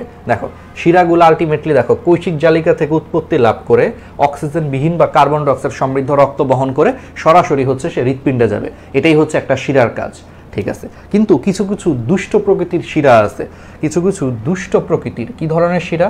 দুষ্ট প্রকৃতির শিরা আছে, যারা কৈশিক জালিকা থেকে উৎপত্তি লাভ করে সরাসরি হৃৎপিণ্ডে যায় না। কৈশিক জালিকা থেকে উৎপত্তি লাভ করছে, কিন্তু সে সরাসরি হৃৎপিণ্ডে যাবে না, সে তৃতীয় কোনো অঙ্গে হচ্ছে আগে যাবে, সে তৃতীয় কোনো অঙ্গে যাবে, তারপরে সেই তৃতীয় অঙ্গ থেকে তারপরে সে হৃৎপিণ্ডে যাবে। মানে সে সরাসরি যাবে না, সে আরেক জায়গায় যাবে আগে, তারপরে সেখান থেকে হৃৎপিণ্ডে আসবে। এই ধরনের দুষ্ট প্রকৃতির শিরাকে তোমার বলা হয় পোর্টাল শিরা। পোর্টাল শিরা এটা হচ্ছে বেসিক জিনিস, ঠিক আছে। তাহলে হোয়াট ইজ পোর্টাল শিরা? তাহলে যেই শিরাগুলো হচ্ছে কৈশিক জালিকা থেকে উৎপত্তি লাভ করে সরাসরি হৃৎপিণ্ডে না যে তৃতীয় কোনো অঙ্গ হয়ে তারপরে হৃৎপিণ্ডে যায়, সেগুলোকে হচ্ছে আমরা পোর্টাল শিরা বলি। যেমন ধরো তুমি স্কুল থেকে, বা এটা বলে দিই এর মধ্যে, তাহলে হেপাটিক পোর্টাল শিরা নাম শুনেই বুঝতেছো আমাকে পড়ানোর দরকার আছে। হেপাটিক পোর্টাল শিরা, হেপাটিক শব্দের মানে কি বলো? বায়োলজিতে হেপাটিক শব্দের মানে হচ্ছে যকৃৎ। বায়োলজিতে হেপাটিক শব্দের মানে হচ্ছে যকৃৎ বা লিভার, যকৃৎ বা liver. That means hepatic portal শিরা সেটা সরাসরি হৃৎপিণ্ডে না যেয়ে সে আগে হচ্ছে লিভারে যাচ্ছে, আগে সে লিভারে যাবে, তারপরে লিভার থেকে হচ্ছে সে হৃৎপিণ্ডে যাবে। তো তাহলে রুই মাছের যেই শিরা, রুই মাছের কডাল শিরা আছে, একটা শিরা লেজের দিকে একটা শিরা আছে কডাল, রুই মাছের তাহলে লেজের দিকে একটা শিরার নাম হচ্ছে কডাল শিরা। কডাল শব্দের মানে হচ্ছে লেজ, তোমাদেরকে আমি পড়াইছি বারবার, ঠিক আছে। কডাল শব্দের মানে হচ্ছে লেজ। তাহলে রুই মাছের লেজের দিক থেকে হচ্ছে রক্তগুলাকে সংগ্রহ করে একটা শিরা আসে, সেই শিরাকে বলা হয় কডাল শিরা। কডাল মানে হচ্ছে লেজ, তো বুঝতেই পারতেছো, তার মানে কডাল শিরা হচ্ছে লেজের দিক থেকে রক্ত বহন করে। এখানে লেজ বলতে ওই যে পুচ্ছ পাখনাটাকে হচ্ছে বোঝানো হচ্ছে, মেইন যে পাখনাটা আর কি, ঠিক আছে, বুঝছো, ওই পুচ্ছ পাখনাটাকে আসলে বোঝানো হচ্ছে। তো তাহলে রুই মাছের লেজ বা পুচ্ছ পাখনা অঞ্চল থেকে হচ্ছে কডাল শিরা হচ্ছে রক্ত বহন করে আনার পর এখান থেকে একটা বড় শাখা বের হয়। দেখো এই যে ছবিতে দেখতে পাচ্ছ, এই যে সেই শাখাটা, এটা হচ্ছে কডাল শিরা। তাহলে কডাল শিরা লেজ থেকে রক্ত নিয়ে আসার পর দেখো সেই শিরাটা হচ্ছে একটা বড় শাখায় বিভক্ত হয়ে দেখো সেই শাখাটা হচ্ছে সরাসরি হচ্ছে যকৃতে চলে যাচ্ছে। তাহলে এই যে কডাল শিরা থেকে যেই শাখাটা সরাসরি তোমার যকৃতে চলে যাচ্ছে হৃৎপিণ্ডে না যে, এই জিনিসটাকেই তোমার বলা হয় হেপাটিক পোর্টাল শিরা। পরবর্তীতে এটা যকৃতে যাওয়ার পর সেখান থেকে আরেকটা শিরা তৈরি হয় যার নাম হচ্ছে হেপাটিক শিরা। পরে সেই হেপাটিক শিরা হচ্ছে আবার সেখান থেকে হৃৎপিণ্ডে যায়। তার মানে কডাল শিরা থেকে একটা শাখা হৃৎপিণ্ডে না যেয়ে সরাসরি যকৃতে চলে যাচ্ছে, এটাকেই বলা হয় হেপাটিক পোর্টাল শিরা। পরে যকৃৎ থেকে হচ্ছে আরেকটা শিরা তৈরি হয়, ওইটার নাম হচ্ছে শুধু হেপাটিক শিরা। ওইখানে কিন্তু আর কোনো পোর্টাল নাই, ওটা হচ্ছে শুধু হেপাটিক শিরা। পরে সেই শুধু হেপাটিক শিরাটা ওই যকৃৎ থেকে হচ্ছে রক্তগুলারে তোমার হৃৎপিণ্ডে নিয়ে যায়। তাহলে বুঝছো, তাহলে হেপাটিক শিরা এক জিনিস আর হেপাটিক পোর্টাল শিরা কিন্তু আরেক জিনিস। হেপাটিক পোর্টাল শিরা হচ্ছে সে কডাল শিরা থেকে উৎপত্তি লাভ করে সে সরাসরি হচ্ছে যকৃতে রক্ত নিয়ে যাচ্ছে। তাহলে যেহেতু সে সরাসরি হৃৎপিণ্ডে না যেয়ে যকৃতে যাচ্ছে আগে, এই জন্য এটার নাম হচ্ছে হেপাটিক পোর্টাল শিরা, ঠিক আছে। পরবর্তীতে ওই যকৃৎ থেকে আরেকটা শিরা তৈরি হয়েছে, ওইটা নর্মাল শিরা, ওইটা হচ্ছে যকৃৎ থেকে রক্ত হৃৎপিণ্ডে নিয়ে যাচ্ছে সরাসরি, ওইটার নাম হচ্ছে হেপাটিক শিরা। এইভাবে একটা হেপাটিক পোর্টাল শিরা আছে রুই মাছে। আর আরেকটা আছে হচ্ছে তোমার রেনাল পোর্টাল শিরা। এই রেনাল পোর্টাল শিরাটা কি দেখো, রেনাল পোর্টাল শিরাটা হচ্ছে এই যে রুই মাছের যে কডাল শিরা, মানে যেটা লেজ থেকে রক্ত নিয়ে আসতেছে, বলতো রুই মাছের লেজ তার দেহের কোন অংশ? অবশ্যই পশ্চাৎ অংশ, পিছনের দিকের অংশ। মাথা হচ্ছে সামনের দিকের অংশ, লেজ হচ্ছে পিছনের দিকের অংশ। তাহলে রুই মাছের কডাল শিরা তার লেজ বা পিছনের দিকের অংশ থেকে হচ্ছে রক্ত বহন করে যখন সেই কর্ডাল শিরাটা আসে, একটা তো তোমার হেপাটিক পোর্টাল শিরার মাধ্যমে চলে গেছে, কর্ডাল শিরাটি একটু পরে এসে দুইটা শাখায় বিভক্ত হয়। এই দুইটা শাখার মধ্যেই আলটিমেটলি একটা শাখা হচ্ছে তোমার ওই যে ডান পশ্চাৎ কার্ডিনাল শিরায় কনভার্ট হয়ে যায়, আরেকটা শাখা হচ্ছে সরাসরি বাম পশ্চাৎ কার্ডিনাল শিরা হয় না। তাহলে কর্ডাল শিরা থেকে দেখো একটা হচ্ছে হেপাটিক পোর্টাল শিরার মাধ্যমে চলে গেছে, এইটুকু তো বুঝছো, কোনো কনফিউশন নাই। আর একটু পরে এসে সেই কর্ডাল শিরা হচ্ছে আরও দুইটা শাখায় বিভক্ত হয়েছে, এর মধ্যে একটা শাখা হচ্ছে ওই যে ডান পশ্চাৎ কার্ডিনাল শিরা কনভার্ট হয়ে গেছে, হয়ে সেটা আলটিমেটলি ওই যে ডাক্টাস কুবেরিতে উন্মুক্ত হয়েছে। কিন্তু বাম দিকের যে শাখাটা, বাম দিকের শাখাটা ফার্স্টেই বাম পশ্চাৎ কার্ডিনাল শিরা হয় নাই, খুব ইম্পর্টেন্ট। তাহলে বাম দিকের শাখাটা কিন্তু ফার্স্টেই বাম পশ্চাৎ কার্ডিনাল শিরা হয় নাই, সে কি করছে, সে হচ্ছে ফার্স্টে রেনাল পোর্টাল শিরায় কনভার্ট হয়েছে। সে রেনাল পোর্টাল শিরায় কনভার্ট হয়ে এই শিরাটা হচ্ছে ফার্স্টে কিডনি, রেনাল মানে কিডনি, কিডনিতে হচ্ছে রক্ত সাপ্লাই করছে। পরে কিডনি থেকে হচ্ছে আরেকটা শিরা তৈরি হয়েছে, সেই শিরাটাকে তখন বলা হয় বাম পশ্চাৎ কার্ডিনাল শিরা, সেইটা হচ্ছে ডাক্টাস কুবেরিতে উন্মুক্ত হয়েছে। তার মানে ব্যাপারটা এরকম হইলো, আমি তোমাকে একটু ফ্লোচার্ট দিয়ে বুঝাই, এখানে ছবি তো আছেই, তারপর একটু ফ্লোচার্ট দিয়ে বুঝাই যে দেহের পিছনের অংশ থেকে বা লেজের দিক থেকে রক্ত বহন করে নিয়ে আসতেছে হচ্ছে কর্ডাল শিরা, কর্ডাল মানে হচ্ছে লেজ, ঠিক আছে, সেই কর্ডাল শিরা আসতেছে। ধরো এরকম, আমি এটা ধরো রুই মাছের লেজ, ঠিক আছে, ওই যে লেজটা, ঠিক আছে, লেজ, তাহলে লেজের দিক থেকে হচ্ছে কর্ডাল শিরা আসতেছে, কর্ডাল শিরা, সেই কর্ডাল শিরা থেকে ফার্স্টে একটা শাখা আলাদা হয়ে গেছে, সেটা আলটিমেটলি যকৃতে হচ্ছে রক্ত নিয়ে গেছে, এটারে তোমার বলা হয় হেপাটিক পোর্টাল শিরা, কারণ সে সরাসরি হৃৎপিণ্ডে না যেয়ে আগে যকৃতে গেছে, এই জন্য এটার নাম হয়েছে হেপাটিক পোর্টাল শিরা, ঠিক আছে, গেল। তারপরে সেই যকৃত থেকে হচ্ছে তোমার ওই যে আরেকটা শিরা তৈরি হয়েছে, হেপাটিক শিরা মিলে সেটা আলটিমেটলি হৃৎপিণ্ডে রক্ত দিচ্ছে, ঠিক আছে, গেল, এটার কাহিনী গেল। তারপরে কর্ডাল শিরা আরেকটু দূরে এসে সে আলটিমেটলি দুইটা শাখায় বিভক্ত হয়েছে, এর মধ্যে যেটা ডান দিকের শাখা, ডান দিকের শাখাটা হচ্ছে ডান পশ্চাৎ কার্ডিনাল শিরায় কনভার্ট হয়ে সরাসরি ওই যে ডাক্টাস কুবেরিতে উন্মুক্ত হয়েছে, ঠিক আছে। আর এটা ডান দিক বলতেছি কেন, কারণ ওই যে বায়োলজিতে ছবি আঁকার সময় সবসময় আমরা একটা জিনিসকে সামনে থেকে দেখি, সো আমার যেটা বাম দিক সেটা অ্যাকচুয়ালি সেই প্রাণীটার হচ্ছে ডান দিক। যেমন তুমি আমাকে সামনে থেকে দেখতেছো, তোমার যেটা বাম দিক সেটা হচ্ছে আমার এটা, কিন্তু এটা তো আমার ডান দিক, ওই সেন্সে আর কি, ঠিক আছে, কেউ গুলায় ফেলো না আবার। তাহলে ডান দিকের শাখাটা দেখো ডান পশ্চাৎ কার্ডিনাল শিরা হয়ে ডাক্টাস কুবেরির মাধ্যমে সরাসরি হচ্ছে হৃৎপিণ্ডে চলে গেছে, ঠিক আছে।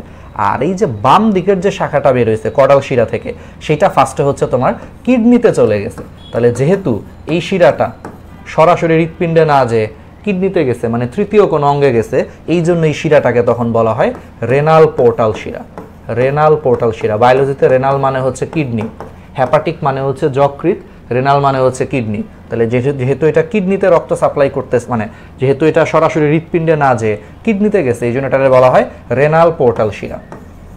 আর কিডনির বাংলা কি বলতো, বৃক্ক। তাহলে বৃক্ক বা কিডনিতে চলে গেছে রেনাল পোর্টাল শিরা, পরে সেই বৃক্ক থেকে হচ্ছে আরেকটা শাখা তৈরি হয়েছে, এইটাকে এখন বলা হয় বাম পশ্চাৎ কার্ডিনাল শিরা, কারণ এই শাখাটা আলটিমেটলি হচ্ছে ওই যে ডাক্টাস কুবেরিতে উন্মুক্ত হয়েছে। তাহলে এটাই হয়েছে কাহিনী, যে তাহলে ডান দিকের শাখাটা সরাসরি ডান পশ্চাৎ কার্ডিনাল শিরার মাধ্যমে ডাক্টাস কুবেরির মাধ্যমে সরাসরি হৃৎপিণ্ডে চলে গেছে, কিন্তু বাম দিকের শাখাটা ফার্স্টে কিডনিতে চলে গেছে, এই জন্য এটাকে বলা হয় রেনাল পোর্টাল শিরা। পরে কিডনি থেকে আরেকটা শিরা তৈরি হয়েছে, সেইটা সরাসরি হচ্ছে ডাক্টাস কুবেরির মাধ্যমে হৃৎপিণ্ডে চলে গেছে, এই জন্য এইটাকে এখন নাম দিছে হচ্ছে বাম পশ্চাৎ কার্ডিনাল শিরা। তাহলে এইটাই কাহিনী। তাহলে রুই মাছে তাহলে দুই ধরনের পোর্টাল শিরা আছে, একটা হেপাটিক পোর্টাল শিরা আর একটা হচ্ছে রেনাল পোর্টাল শিরা। দেখি ক্লিয়ার, একবারে কনফিউশন ক্লিয়ার না, এটাই হচ্ছে কাহিনী। তাহলে এখন জিনিসটা পড়ে ফেলবা, ইজি। এখন আসা হচ্ছে রুই মাছের হচ্ছে শ্বসনতন্ত্র। আচ্ছা, শ্বসন কাকে বলে এটি আমরা হাবিজাবি জানি, যে পরিবেশ থেকে হচ্ছে অক্সিজেন গ্রহণ করে সেই অক্সিজেন দ্বারা হচ্ছে খাদ্যবস্তুকে হচ্ছে জারিত করে আলটিমেটলি কি করে, শক্তি উৎপন্ন করে এবং সাথে হচ্ছে কার্বন ডাইঅক্সাইড উৎপন্ন হয় শ্বসন প্রক্রিয়ায়, এটি আমরা জানি। আচ্ছা, এখন শ্বসন প্রক্রিয়াকে হচ্ছে আমরা ফার্স্টে হচ্ছে দুইটা পর্যায়ে ভাগ করতে পারি, একটা হচ্ছে বহিঃশ্বসন আরেকটা হচ্ছে অন্তঃশ্বসন, ঠিক আছে। তাহলে একটা হচ্ছে বহিঃশ্বসন আর একটা হচ্ছে অন্তঃশ্বসন। আচ্ছা, বহিঃশ্বসন মানে কি? বহিঃশ্বসনটা হচ্ছে এটা কোষের বাইরে সংঘটিত হবে, এটা কোষের ভিতরে হবে না, এটা হচ্ছে কোষের বাইরে হবে। তাহলে বহিঃশ্বসন প্রক্রিয়াতে সে পরিবেশ থেকে অক্সিজেন গ্রহণ করবে আর পরিবেশে সে কার্বন ডাইঅক্সাইড ত্যাগ করবে। আর অন্তঃশ্বসন, একটা বেসিক মাথায় রাখবা, বহি মানে কি, বাইরে। তাহলে এটা কিসের বাইরে বলতেছে? কোষের বাইরে বলতেছে।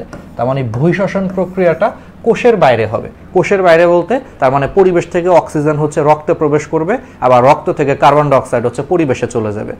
এটা হচ্ছে বহিঃশ্বসন প্রক্রিয়া। আর অন্তঃশ্বসন, অন্ত শব্দের মানে হচ্ছে ভিতরে, তাহলে এটা কিসের ভিতরে?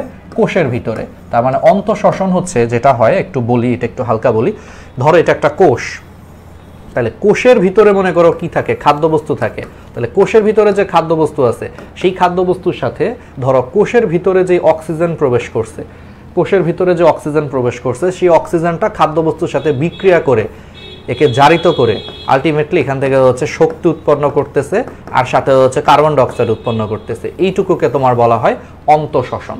তার মানে অন্ত শব্দের মানে হচ্ছে ভিতরে, দ্যাট মিনস এটা কোষের ভিতরে হচ্ছে, অর্থাৎ কোষের ভিতরে যে খাদ্যবস্তু জমা আছে সেই জমে থাকা বা শ্বসন অঙ্গ হচ্ছে ফুলকা। এটা আমরা সবাই জানি ভাই, মাছের প্রধান শ্বসন অঙ্গ হচ্ছে তোমার ফুলকা।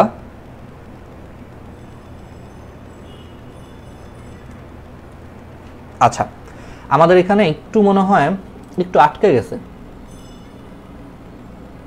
হ্যাঁ একটু 1 মিনিটের জন্য আটকে গেছে। ওকে, একটু ঝামেলা হইতেছে। হ্যাঁ,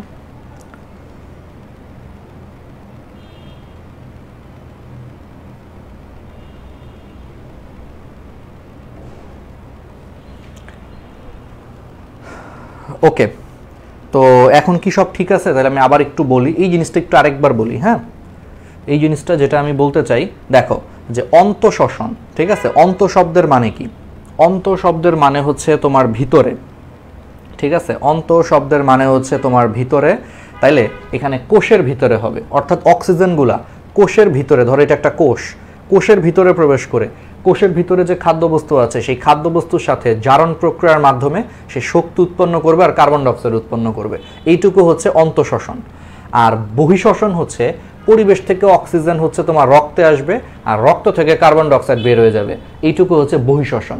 কারণ বহি মানে হচ্ছে বাইরে, মানে এই পুরো প্রসেসটা হচ্ছে কোষের বাইরে হচ্ছে, অর্থাৎ জাস্ট পরিবেশ থেকে অক্সিজেন হচ্ছে রক্তে আসতেছে আর রক্ত থেকে কার্বন ডাইঅক্সাইডটা পরিবেশে চলে যাচ্ছে। কিন্তু এখানে কিন্তু এই জিনিসগুলা কোষের ভিতরে কিন্তু প্রবেশ করে নাই, এখনো কিন্তু এগুলা কোষের বাইরে আছে।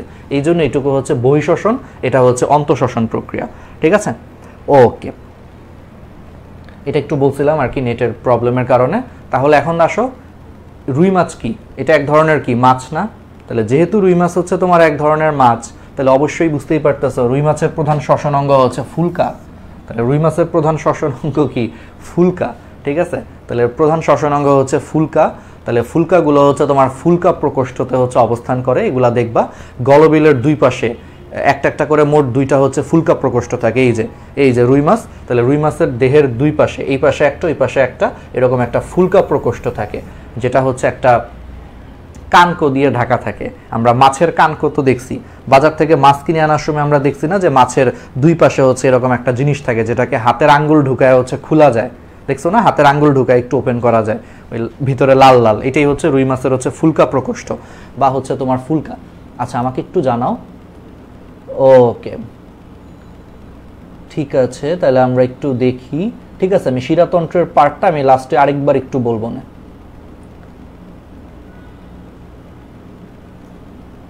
ওকে, ঠিক আছে, তাহলে এই জিনিসগুলা হোপফুলি হচ্ছে আমরা বলবো। তাহলে দেখো, তাহলে যেটা বলতেছিলাম, তাহলে একটু খেয়াল করো। তাহলে ফুলকা, তাহলে ফুলকাগুলো হচ্ছে ফুলকা প্রকোষ্ঠতে হচ্ছে অবস্থান করে। ঠিক আছে, ফুলকাগুলা, তাহলে এগুলো একটু কষ্ট করে হচ্ছে দেখবা। আচ্ছা, এখন আসো, তাহলে এখন রুই মাছের তাহলে যে ফুলকা প্রকোষ্ঠ হচ্ছে তোমার দেহের বাইরের দিকে যে অস্থি নির্মিত কানকো বা অপারকুলাম দিয়ে আবৃত থাকে। কানকো কোনগুলা? ওই যে মাছের দুই পাশে হচ্ছে এরকম ঢাকনার মতো স্ট্রাকচার থাকে যেখানে আঙ্গুল ঢুকায় হচ্ছে একটু ওপেন করা যায়, ওইটাই হচ্ছে কানকো। তাহলে কানকোর পশ্চাৎ কিনারায় হচ্ছে একটা পর্দা থাকে, এই পর্দাটার নাম হচ্ছে ব্রাঙ্কিওস্টেগাল পর্দা। এই ব্রাঙ্কিওস্টেগাল পর্দার মাধ্যমে হচ্ছে কানকোটা হচ্ছে সুন্দর করে আটকানো থাকে আর কি। ঠিক আছে, এই জিনিসটাই আর কি বলা হয়েছে। এখন আসো, রুই মাছের প্রতি পাশের হচ্ছে গলবিল প্রাচীরে মোট 5 জোড়া ফুলকা ছিদ্র থাকে। ফুলকা ছিদ্র থাকে 5 জোড়া, কিন্তু ফুলকা থাকে হচ্ছে 4টা করে, হচ্ছে মোট 4 জোড়া। এটা একটু মাথায় রাখবা। তাহলে রুই মাছের যে ফুলকা প্রকোষ্ঠ সেখানে হচ্ছে 5টা করে হচ্ছে তোমার টোটাল 5 জোড়া হচ্ছে তোমার ফুলকা ছিদ্র থাকে। তাহলে ফুলকা প্রকোষ্ঠে যেটা হয় যে ফুলকা প্রকোষ্ঠে হচ্ছে তোমার 5টা করে হচ্ছে তোমার মোট 5 জোড়া ফুলকা প্রকোষ্ঠে 5টা করে হচ্ছে মোট 5 জোড়া, এই পাশে 5টা ওই পাশে 5টা ফুলকা ছিদ্র থাকে। কিন্তু আলটিমেটলি হচ্ছে তোমার ফুলকা প্রকোষ্ঠে ফুলকা থাকে হচ্ছে তোমার চারটা চারটা করে, টোটাল হচ্ছে 4 জোড়া ফুলকা থাকে, ঠিক আছে। আচ্ছা, এখন আসা হচ্ছে রুই মাছের হচ্ছে ফুলকার গঠন, এগুলো অত দরকার নাই। তাহলে রুই মাছের প্রত্যেকটা ফুলকা হচ্ছে তোমার দুইটা জিনিস দিয়ে গঠিত, একটা হচ্ছে ফুলকা আর্চ আর একটা হচ্ছে ফুলকা ফিলামেন্ট। আমি তোমাকে একটু বলে দিই, ফুলকা আর্চ আর একটা হচ্ছে ফুলকা ফিলামেন্ট। আমি একটু বলতেছি, দাঁড়াও। প্রতিটি ফুলকা আর্চ হচ্ছে আবার অস্থি দ্বারা নির্মিত এবং এর মধ্যে হচ্ছে একটা ফুলকা রেকার পাওয়া যায়, ঠিক আছে। ফুলকা রেকার পাওয়া যায়। ফুলকা রেকার হচ্ছে খাদ্যবস্তুকে হচ্ছে গলবিল থেকে ফুলকা প্রকোষ্ঠে হচ্ছে তোমার প্রবেশে হচ্ছে বাধা দেয়, ঠিক আছে। এবং 2 সারি হচ্ছে উপরে ফুলকা ফিলামেন্ট বা ফুলকা ল্যামেলা থাকে। এই 2 সারির প্রত্যেক সারি ফিলামেন্টকে হচ্ছে হেমি ব্রাঙ্ক বা ডেমি ব্রাঙ্ক বলে, আর দুইটার মাঝখানে হচ্ছে ইন্টার ব্রাঙ্কিয়াল হচ্ছে তোমার সেপ্টাম থাকে। আচ্ছা, জিনিসটা একটু খেয়াল করে দেখো, রুই মাছের যে ফুলকার গঠনটা আমি তোমাকে একটু বলি। তাহলে একটা রুই মাছের ফুলকা মেইনলি দুইটা অংশ নিয়ে হচ্ছে গঠিত, ঠিক আছে। একটা হলো ফুলকা আর্চ, এই যে দেখো তোমরা ছবিটা দেখতে পাচ্ছ, এটা একটা সিঙ্গেল ফুলকা। তাহলে রুই মাছের প্রত্যেকটা ফুলকা হচ্ছে তোমার দুইটা অংশ। এই নিচের দিকের এই যে লাল লাল যে অংশটা বয়ে ছবি করছে, এটা হচ্ছে ফুলকা আর্চ, আর উপরের দিকের অংশটা হচ্ছে ফুলকা ফিলামেন্ট। এই দুইটা অংশ নিয়ে হচ্ছে গঠিত। এখন ফুলকা আর্চের মধ্যে একটা কাটার মতো একটা স্ট্রাকচার থাকে, যেটাকে বলা হয় ফুলকা রেকার। কাটার মতো একটা স্ট্রাকচার থাকে, যেটাকে বলা হয় ফুলকা রেকার। এই ফুলকা রেকারের কাজ হচ্ছে গলবিল দিয়ে যদি কোনো খাবার প্রবেশ করে, সেই খাবারগুলোকে আটকে ফেলা। দেখো রুই মাছ কই থাকে? রুই মাছ হচ্ছে তোমার পানির মধ্যে থাকে। সো রুই মাছ যখন তোমার পানির মধ্যে থাকে, তখন পানির মধ্যেও কিন্তু তোমার বিভিন্ন ছোট ছোট হচ্ছে খাদ্যবস্তু থাকে রুই মাছের। কারণ রুই মাছ কি করে? ছোট ছোট জুও প্লাঙ্কটন এবং ফাইটো প্লাঙ্কটন এগুলাকে খাদ্য হিসেবে গ্রহণ করে।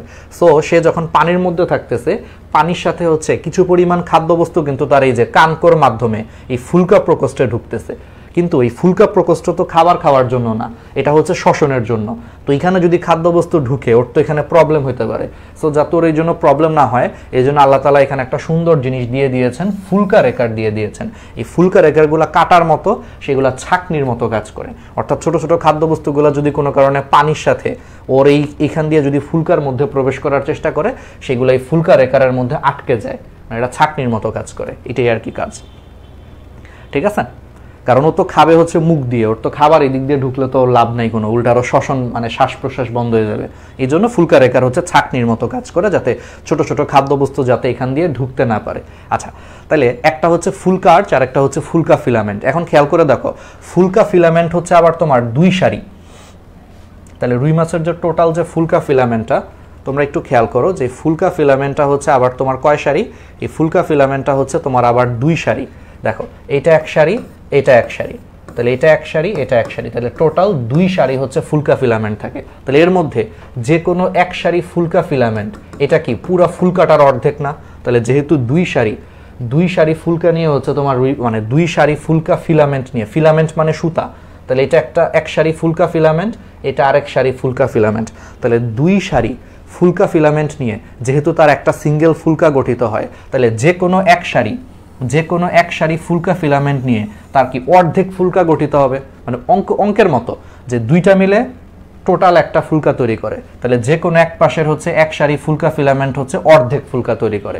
এই অর্ধেক ফুলকাকে তোমার বলা হয় হেমি ব্রাঙ্ক বা ডেমি ব্রাঙ্ক বা অর্ধ ফুলকা, এটাই বলা হয়েছে। যে তাহলে 2 সারির দেখো যে প্রত্যেকটা সারি, তাহলে 2টা মিলে যদি টোটাল ফুলকা তৈরি করে, তাহলে 2 সারির মধ্যে প্রত্যেকটা সারি ফিলামেন্টকে এই জন্য হেমি ব্রাঙ্ক বা ডেমি ব্রাঙ্ক বা অর্ধ ফুলকা বলে।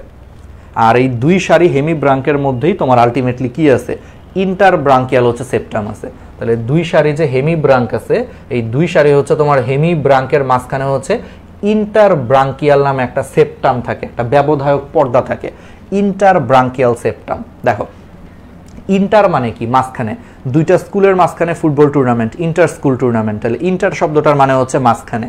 তাহলে এই 2টার মাঝখানে যে একটা স্ট্রাকচার আছে, একটা পর্দার মতো আছে, এটাকে বলা হয় তাহলে ইন্টার ব্রাঙ্কিয়াল সেপ্টাম। সেপ্টামের বাংলা হচ্ছে ব্যবধায়ক বা পর্দা, ব্যবধায়ক বা পর্দা, এটাকে ইংলিশে বলা হয় সেপ্টাম। সেপ্টাম তাহলে ইন্টার ব্রাঙ্কিয়াল, ইন্টার মানে মাঝখানে, তাহলে ইন্টার ব্রাঙ্কিয়াল সেপ্টাম বা পর্দা হচ্ছে পাওয়া যায়, ঠিক আছে। এটাই হচ্ছে বলা হয়েছে। তাহলে পারা যাবে, তাহলে 2 সারি হেমি ব্রাঙ্কের মধ্যে তাহলে হ্রাসপ্রাপ্ত ইন্টার ব্রাঙ্কিয়াল সেপ্টাম বা হচ্ছে তোমার পর্দা থাকে। আচ্ছা, এখন ওই যে বলছিলাম যে প্রতিটি ফুলকা 2 সারি ফুলকা ফিলামেন্ট বহন করে, তাহলে 2 সারি ফুলকা ফিলামেন্ট মিলে তোমার কিন্তু টোটাল ফুলকা তৈরি হয়েছে, তাই না? তাহলে দেখো এক সারি ফুলকা ফিলামেন্ট, এটা এক সারি ফুলকা ফিলামেন্ট। তাহলে দেখো যে দুই সারি হচ্ছে তোমার ফুলকা ফিলামেন্ট মিলে টোটাল কিন্তু ফুলকাটা তৈরি করছে। তাহলে টোটাল ফুলকাকে এই জন্য বলা হয় হলো ব্রাঙ্ক। হলো মানে সম্পূর্ণ, বুঝছো? আর ব্রাঙ্ক মানে এখানে ফুলকা বোঝাচ্ছে। তাহলে হলো শব্দের মানে হচ্ছে সম্পূর্ণ, ব্রাঙ্ক হচ্ছে ফুলকা, তাহলে হলো ব্রাঙ্ক বা সম্পূর্ণ ফুলকা। বুঝছো জিনিসটা এরকম যে দুই সারি মিলে কিন্তু তোমার টোটাল ফুলকা তৈরি করতেছে, এই জন্য দুই সারি ফুলকা ফিলামেন্ট মিলে ফুলকাটাকে তখন বলা হয় হলো ব্রাঙ্ক। ব্রাঙ্ক মানে ফুলকা, হলো মানে সম্পূর্ণ। আর যে কোনো এক সারি মিলে অর্ধেক ফুলকা তৈরি করতেছে, এই জন্য এটাকে বলা হয় ডেমি ব্রাঙ্ক বা হেমি ব্রাঙ্ক বা অর্ধ ফুলকা বলা হয় তখন। ঠিক আছে, তাহলে এই টার্মগুলা হোপফুলি তোমরা পারবা। তাহলে এগুলো নিয়ে টেনশন করার কিছু নাই, তাহলে পারবা, আর কিছু এখান থেকে দেখার দরকার নাই। আচ্ছা, এবার আসো রুই মাছের হচ্ছে শ্বসন কৌশল। তাহলে শ্বসন কৌশলটা খুবই ইজি, বুঝতেই পারতেছো। রুই মাছে হচ্ছে দুই ধাপে হচ্ছে শ্বাসক্রিয়া ঘটে, একটা হচ্ছে শ্বাস গ্রহণ আর একটা হচ্ছে শ্বাস ত্যাগ। ঠিক আছে, আর আরেকটা জিনিস খুবই ইম্পর্টেন্ট, রুই মাছের যে ফুলকা সেটা হচ্ছে চোষণ পাম্প বা সাকশন পাম্প হিসেবে কাজ করে। এটা মেডিকেল অ্যাডমিশন টেস্টের জন্য ইম্পর্টেন্ট। তাহলে রুই মাছের ফুলকা প্রকোষ্ঠ কি হিসেবে কাজ করে? চোষণ পাম্প বা সাকশন পাম্প হিসেবে হচ্ছে তোমার কাজ করে। তাহলে কিভাবে জিনিসটা হয় দেখো, আমরা দেখি। ফার্স্টে শ্বাস গ্রহণ কি হয়। রুই মাছের এখানে হাইপোব্রাঙ্কিয়াল পেশি, হাইওয়েড আর্চ আর হচ্ছে ফুলকা আর্চ। আমি এখানে মনে রাখতাম হাই ফুলকা। ঠিক আছে, আমি এখানে মনে রাখতাম হচ্ছে হাই ফুলকা। আমি বলতেছি হাই ফুলকা। তাহলে হাইতে হচ্ছে হাইপোব্রাঙ্কিয়াল পেশি, পরের হাইতে হচ্ছে হাইওয়েড আর্চ, আর ফুলকাতে হচ্ছে ফুলকা আর্চ। তাহলে হাইপোব্রাঙ্কিয়াল পেশি, হাইওয়েড আর্চ আর ফুলকা আর্চের ক্রিয়ার ফলে রুই মাছের হচ্ছে মুখ গহ্বর এবং হচ্ছে তার গলবিলের হচ্ছে তোমার প্রসারণ ঘটে। ঠিক আছে, দেখো এই যে তুমি খেয়াল করো যে ফার্স্টে হচ্ছে হাইপোব্রাঙ্কিয়াল পেশি, হাইওয়েড আর্চ এবং ফুলকা আর্চের ক্রিয়ার ফলে রুই মাছের দেখো এই যে মুখ গহ্বর, এই যে মুখের যে গর্তটা দেখো, মুখ গহ্বর খুলে গেছে, হা হয়ে গেছে, আর তার ভিতরে যে জায়গাটা গলবিল, তার গলবিলও প্রসারিত হয়ে গেছে, আর তার ফুলকা আর্চগুলো হচ্ছে তোমার ওপেন হয়ে গেছে। এই যে দেখো ফুলকা আর্চগুলো ওপেন হয়েছে, যে এটা হচ্ছে চারটা ফুলকা, এখানে চারটা ফুলকা, এগুলো ওপেন হয়ে গেছে, আর তার কানকো হচ্ছে উন্মুক্ত হয়ে গেছে। ঠিক আছে, মানে সরি, ফুলকা আর্চগুলো হচ্ছে একটু প্রশস্ত হয়ে গেছে, মুখ খুলে গেছে আর কি, মুখ খুলে গেছে। তাহলে মুখ খুলে যাওয়ার কারণে দেখো মুখ গহ্বরের আয়তন বৃদ্ধি পাইছে, এই গলবিল অঞ্চলের আয়তন বৃদ্ধি পাইছে, ফুলকাগুলো হচ্ছে একটু প্রসারিত হয়েছে শ্বাস গ্রহণের সময়। ওকে,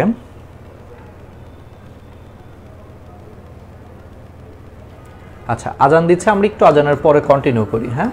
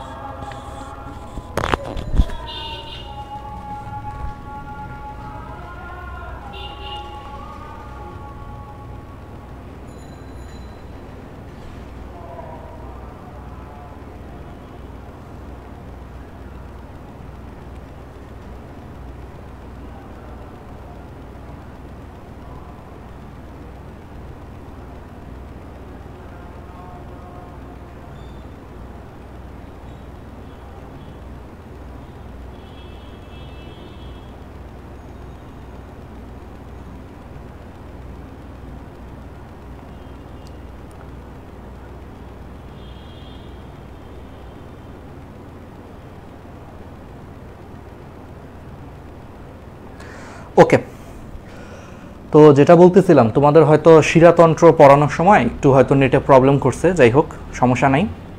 তো এখন সব কিছু ঠিক আছে, আমি হচ্ছে ফোনটা নিয়ে আসছি এই আজানের ব্রেকের সময়, তো এখন দেখতেছি আই হোপ এখন আর প্রবলেম করবে না। আমি শেষে ক্লাস শেষ করার পরে আমরা 2-4-5 মিনিটের শিরাতন্ত্রটা আরেকবার একটু বলবো না, ঠিক আছে, সুন্দর করে, সমস্যা নেই, ঠিক আছে। ওকে, তাহলে যেটা বলতেছিলাম যে তাহলে ফুলকার জিনিসটা, ঠিক আছে, ফুলকার জিনিসটা তো আমরা বুঝতে পেরেছি। তাহলে এখন আসা হচ্ছে তোমার শ্বসন কৌশল। তাহলে শ্বাস গ্রহণ কীভাবে করে, তাহলে মনে রাখবা হচ্ছে হাই হাই ফুলকা।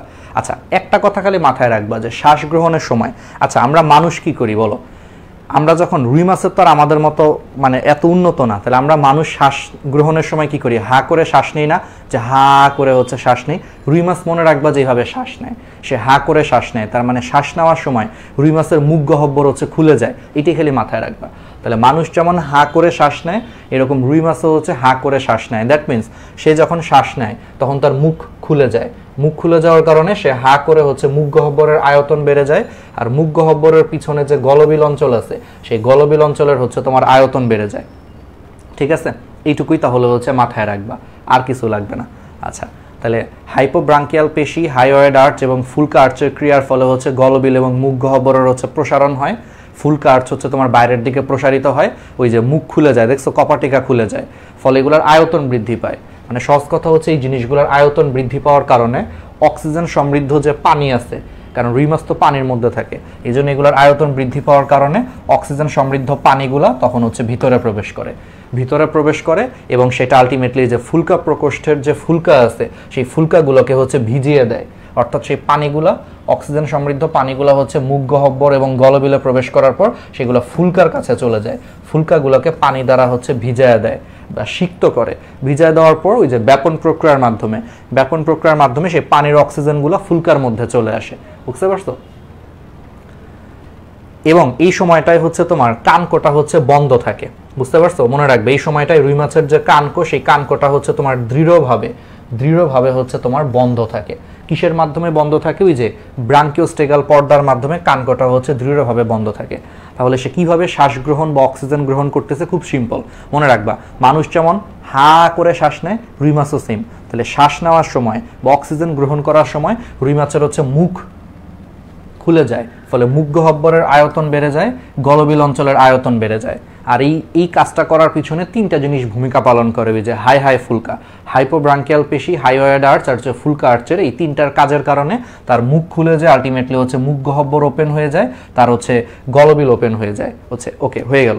হওয়ার পর কি হইলো, এখন অক্সিজেন সমৃদ্ধ যে পানি আছে, যেহেতু মুখ খোলা, তাহলে অক্সিজেন সমৃদ্ধ পানিগুলো হচ্ছে মুখ গহ্বর এবং হচ্ছে গলবিলে প্রবেশ করার পর সেই পানিগুলো হচ্ছে ফুলকাগুলোকে ভিজায়া দেয় বা সিক্ত করে। সিক্ত শব্দটার মানে হচ্ছে ভিজানো। ভিজায় দেওয়ার পরে সেই পানির মধ্যে যে অক্সিজেন আছে সেই অক্সিজেনগুলো ব্যাপন প্রক্রিয়ার মাধ্যমে ফুলকায় প্রবেশ করে, ব্যাস, তাহলে শ্বাস গ্রহণ হয়ে গেল।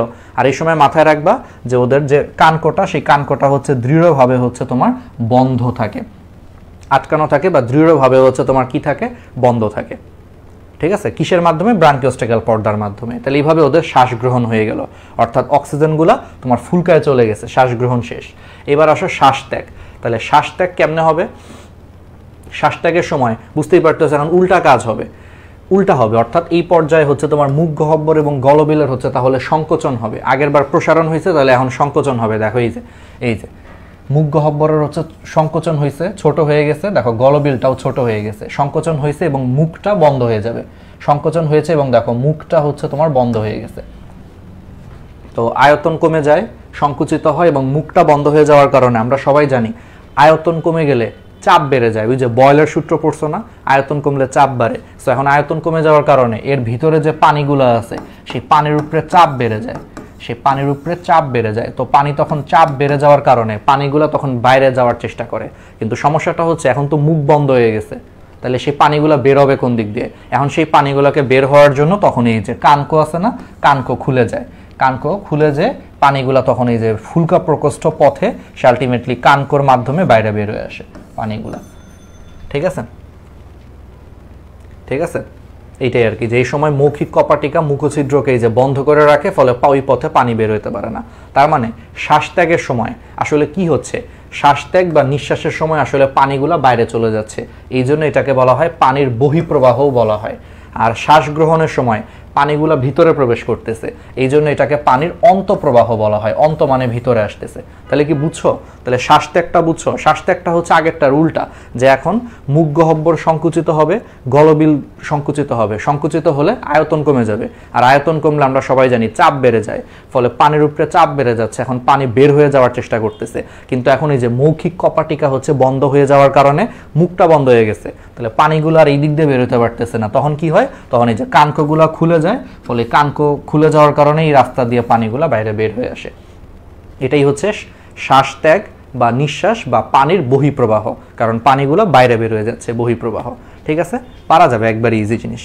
তাহলে এগুলো একটু মাথায় রাখবা। তাহলে ওই যে মনে রাখবে এইভাবে, যে আমরা শ্বাস নেওয়ার সময় মুখ হা করি, তার মানে শ্বাস নেওয়ার সময় মুখ খোলা থাকে, বাকিটা তুমি নিজেই বুঝতেছো। মুখ খোলা থাকে মানে কি?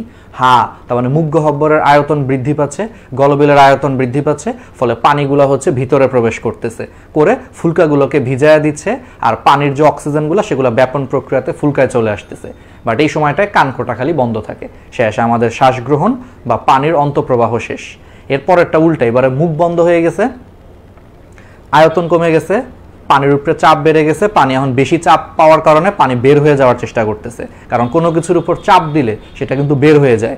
তুমি মনে করো একটা পানির বোতলে চাপ দাও, দেখবা পানিগুলো সব বের হয়ে যাবে কিন্তু মুখ দিয়ে, তাই না? ব্যাপারটা এরকম। তো চাপ বেড়ে গেছে, পানিগুলো বের হয়ে যাওয়ার চেষ্টা করতেছে, কিন্তু মুখ তো বন্ধ, তাহলে ওই দিক দিয়ে বের হতে পারতেছে না, তখন ওই কানকো খুলে যে ওই রাস্তা দিয়ে পানি বের হয়ে যায়। ঠিক আছে, পারা যাবে। এখন তাহলে আনুষঙ্গিক শ্বসন অঙ্গ। তাহলে রুই মাছের মেইন শ্বসন অঙ্গ হচ্ছে তোমার কি? ফুলকা। এটা শ্বাস প্রশ্বাসে মেইন ভূমিকা পালন করে। তবে এর পাশাপাশি হচ্ছে দেখো যে ব্রাঙ্কিওস্টেগাল পর্দাও কিন্তু শ্বাস প্রশ্বাসে একটু ভূমিকা রাখতেছে, সাথে পটকা। এই জন্য ব্রাঙ্কিওস্টেগাল পর্দা এবং হচ্ছে পটকা, এই দুইটা শ্বসনে হচ্ছে তোমার কিছু পরিমাণে সহায়তা করে, এই জন্য এগুলোর হচ্ছে আনুষঙ্গিক শ্বসন অঙ্গ বলে। তাহলে রুই মাছের প্রধান শ্বসন অঙ্গ কোনটা বলো? তাহলে প্রধান শ্বসন অঙ্গ তো অবশ্যই ফুলকা, এটা তো বুঝতেই পারতেছো। প্রধান শ্বসন অঙ্গ হচ্ছে ফুলকা, তবে ফুলকাকে বিভিন্ন কাজে সহায়তা করতেছে হচ্ছে ব্রাঙ্কিওস্টেগাল পর্দা আর হচ্ছে পটকা, এই জন্য এই দুইটা হচ্ছে আনুষঙ্গিক শ্বসন অঙ্গ, মানে হেল্পার তারা আর কি। আচ্ছা, এখন আসা হচ্ছে এই জিনিসগুলো আমরা পারবো, এইগুলা তো বুঝতেই পারতেছো। প্রতিস্রোততন্ত্র, প্রতিস্রোততন্ত্রটা হচ্ছে আমরা পড়ি, আর এই যেখানে অন্তর্বাহী বহির্বাহী ধমনির যে কথাগুলো আছে, এগুলো আমরা ধমনীতন্ত্রে পড়াইছি, এই অংশটা প্রথম ক্লাসে পড়াইছি আরো ডিটেলসে, এইগুলো এখন দেখার পারবা তোমরা। প্রতিস্রোততন্ত্র কি? আচ্ছা, রুই মাছের ফুলকায় যে রক্তনালী আছে, সেই রক্তনালীর মধ্য দিয়ে যে রক্তগুলা প্রবাহিত হয় সেটা সবসময় পানি স্রোতের হচ্ছে তোমার বিপরীত দিকে প্রবাহিত হয়। দ্যাট মিনস রুই মাছের ফুলকার মধ্যে, ফুলকার থেকে তো ওই যে আমরা পড়াইছি না যে ফুলকার থেকে হচ্ছে বহির্বাহী ব্রাঙ্কিয়াল ধমনী বের হয়ে যায়, ওই যে হৃৎপিণ্ড থেকে হচ্ছে অন্তর্বাহী ব্রাঙ্কিয়াল ধমনী হচ্ছে ফুলকায় আসতেছে, আর বহির্বাহী ব্রাঙ্কিয়াল ধমনী হচ্ছে ফুলকা থেকে বের হয়ে যাচ্ছে, আমরা কিন্তু এগুলো পড়াইছি। তাহলে এই যে রুই মাছের মধ্যে, ফুলকার মধ্যে যে অন্তর্বাহী ব্রাঙ্কিয়াল ধমনী বা বহির্বাহী ব্রাঙ্কিয়াল ধমনী, তাহলে এর ভিতর দিয়ে যে রক্ত প্রবাহিত হয়, সেই রক্তগুলার গতিপথ যেই দিকে, রুই মাছের ফুলকার মধ্য দিয়ে যে পানি প্রবাহিত হয়, সেই পানির গতিপথ হচ্ছে ঠিক তার উল্টা দিকে। বুঝছো? মানে ব্যাপারটা এরকম, যে রুই মাছের ফুলকার মধ্যে রক্ত যদি এই দিকে যায়, তাহলে পানি যাবে হচ্ছে এই যে এই দিকে যাচ্ছে, উল্টা। ঠিক আছে, তাহলে রুই মাছের ফুলকায় রক্তের প্রবাহ আর হচ্ছে পানির প্রবাহ, এই দুইটা হচ্ছে বিপরীতমুখী। এটাকে হচ্ছে তোমার প্রতিস্রোততন্ত্র বলে, বা ইংলিশে বলা হয় কাউন্টার কারেন্ট সিস্টেম। কারেন্ট মানে হচ্ছে স্রোত, তার মানে রক্তের স্রোত একদিকে, পানির স্রোত আরেক দিকে। কারেন্ট মানে স্রোত, আর কাউন্টার মানে বিপরীত, তার মানে রক্তের স্রোত যেদিকে, পানির স্রোত তার বিপরীত দিকে, এই জন্য এটাকে কাউন্টার কারেন্ট সিস্টেম বা বাংলায় বলা হয় প্রতিস্রোত রক্ত, প্রতিস্রোত প্রবাহ। আমার একটু ঝামেলা হয়েছে, দাঁড়াও একটু দাঁড়াও তো, আজকে একটু এত ঝামেলা করতেছে কেন? দাঁড়াও, ওয়াইফাই হচ্ছে দিছি, হোপফুলি ঠিক হয়ে যাওয়ার কথা। আচ্ছা, আজকে একটু হচ্ছে নেটের এখানে সমস্যা হয়েছে, এই জন্য আমি এটা চেঞ্জ করে ফেলছি আর কি, নেটটাই চেঞ্জ করে ফেলছি। আমাদের তো দুইটা নেট, ওই আরেকটাই দিয়ে দিছি আর কি। আর এখন তো মনে করো যে সামনে ফোন আছে, আমি এখন দেখতে পাইছি যে হ্যাঁ আটকে গেছে এখানে। এতক্ষণ একটু আগে হয়তো ফোন ছিল না দেখে বুঝি নাই। নর্মালি নেট সমস্যা করে না, আল্লাহর মতো তো টানা কতদিন ধরে ক্লাস নিচ্ছি, প্রবলেম করে না। আজকে কি কারণে করতেছে কে জানে, এটা করতে পারে, আসলে খুব নর্মাল জিনিস। আজকেই ফোন নাই, আজকেই নেটটা প্রবলেম করতেছে, ঠিক আছে। অন্যদিন ফোন থাকে দেখি যে সুন্দর করে স্মুথলি চলতেছে। যাই হোক, তো নেটের ইটা চেঞ্জ করে ফেলছি, লাইন চেঞ্জ করে আরেক লাইনে দিছি, হোপফুলি এখন আর সমস্যা হওয়ার কথা না, ঠিক আছে। ওকে, যাই হোক, তো আমি একটু তাহলে প্রতিস্রোতটা আবার বলি, এইটুকু অংশটাই আমি আবার বলি, কারণ এর আগ পর্যন্ত তো ঠিক ছিল। তাহলে প্রতিস্রোতে যেই জিনিসটা হয়েছে যে রুই মাছের ফুলকায়, হ্যাঁ, রুই মাছের ফুলকার মধ্যে কি আছে বলো তো? রুই মাছের ফুলকার মধ্যে হচ্ছে তোমার রক্তনালী আছে, তাই না? তাহলে এই যে রুই মাছের ফুলকার মধ্যে যে রক্তনালী আছে, তারা 1 মিনিট,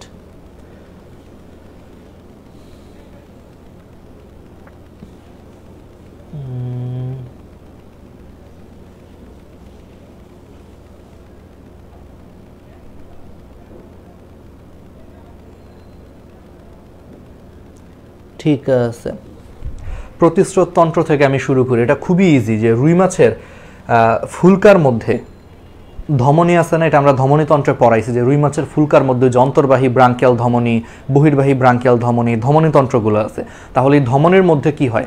রক্তের প্রবাহ হয়। তাহলে এই যে রুই মাছের ফুলকায় যে রক্তনালীগুলো আছে, সেই রক্তনালীগুলোর মধ্যে রক্তস্রোতের প্রবাহ যদি এদিকে হয়, তাহলে রুই মাছের ফুলকার মধ্য দিয়ে পানি স্রোতের প্রবাহ হচ্ছে তার বিপরীত দিকে হয়। বুঝতে পারছো? তার মানে রুই মাছের যে ফুলকা, সেই ফুলকার মধ্যে যে রক্ত প্রবাহিত হয়, সেই রক্তের প্রবাহ যদি এইদিকে হয়, রুই মাছের ফুলকার মধ্যে পানির প্রবাহ তার বিপরীত দিকে হয়। অর্থাৎ যেদিকে রক্ত প্রবাহিত হয় ঠিক তার বিপরীত দিকে হচ্ছে পানি প্রবাহিত হচ্ছে রুই মাছের ফুলকার মধ্যে। তাহলে এই যে বিপরীত দিকে যে প্রবাহিত হচ্ছে, এটাকেই তোমার বলা হয় কাউন্টার কারেন্ট সিস্টেম, বা বাংলায় বলা হয় প্রতিস্রোত তন্ত্র বলে। আচ্ছা, কারেন্ট শব্দের মানে হচ্ছে স্রোত, কারণ এখানে একটা রক্ত স্রোত যাচ্ছে আর আরেক দিক থেকে পানি স্রোত আসতেছে, ঠিক আছে। আর কাউন্টার মানে হচ্ছে বিপরীত, তার মানে এখানে রক্ত স্রোত যেদিকে যাচ্ছে, পানি স্রোত তার বিপরীত দিকে যাচ্ছে। এই জন্য এটাকে ইংলিশে বলা হয় কাউন্টার কারেন্ট সিস্টেম, বাংলায় বলা হয় প্রতিস্রোত তন্ত্র।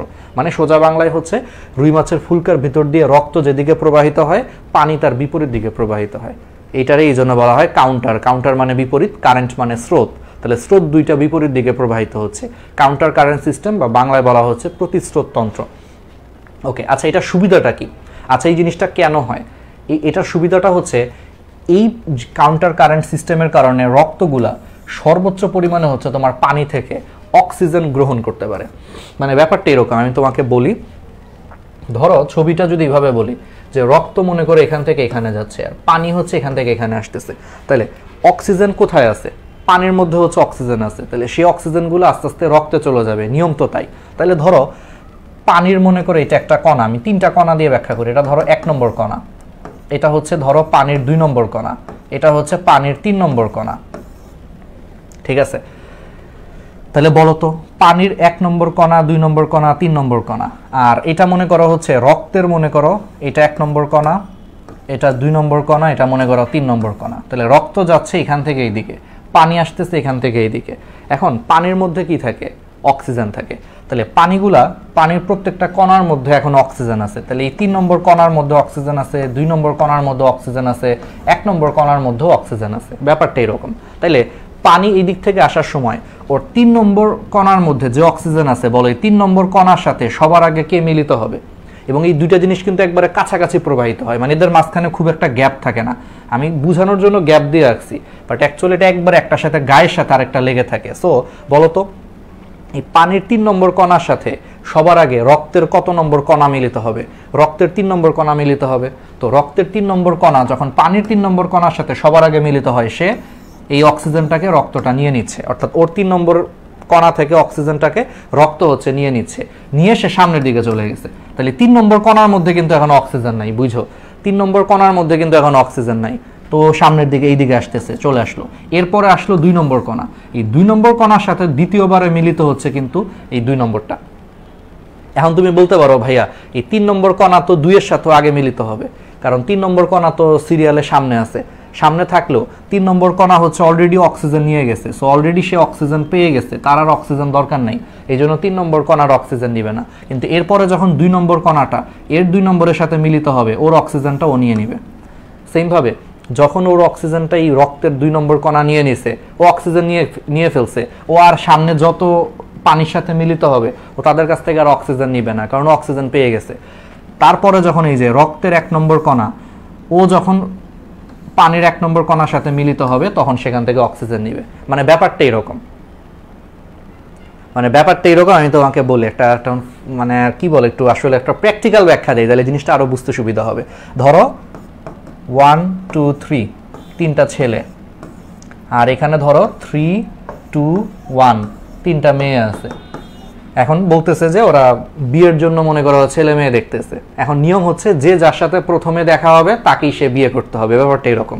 তাহলে ছেলেগুলা এইদিকে যাচ্ছে, মেয়েগুলো এইদিকে আসতেছে, তাহলে সিচুয়েশনটা কি হবে? এই 3 নম্বর ছেলেটা 3 নম্বর মেয়ের সাথে মিলিত হয়ে এরা একসাথে হচ্ছে বিয়ে করে ফেলবে, শেষ, এদের বিবাহ হয়ে গেছে। তাহলে ও যেহেতু একবার বিয়ে করে ফেলছে ওরে নিয়ে, 3 তো নাই, 3 তো আর কারো দিকে চোখ দিবে না, শেষ, ওর তো বিয়ে হয়ে গেছে।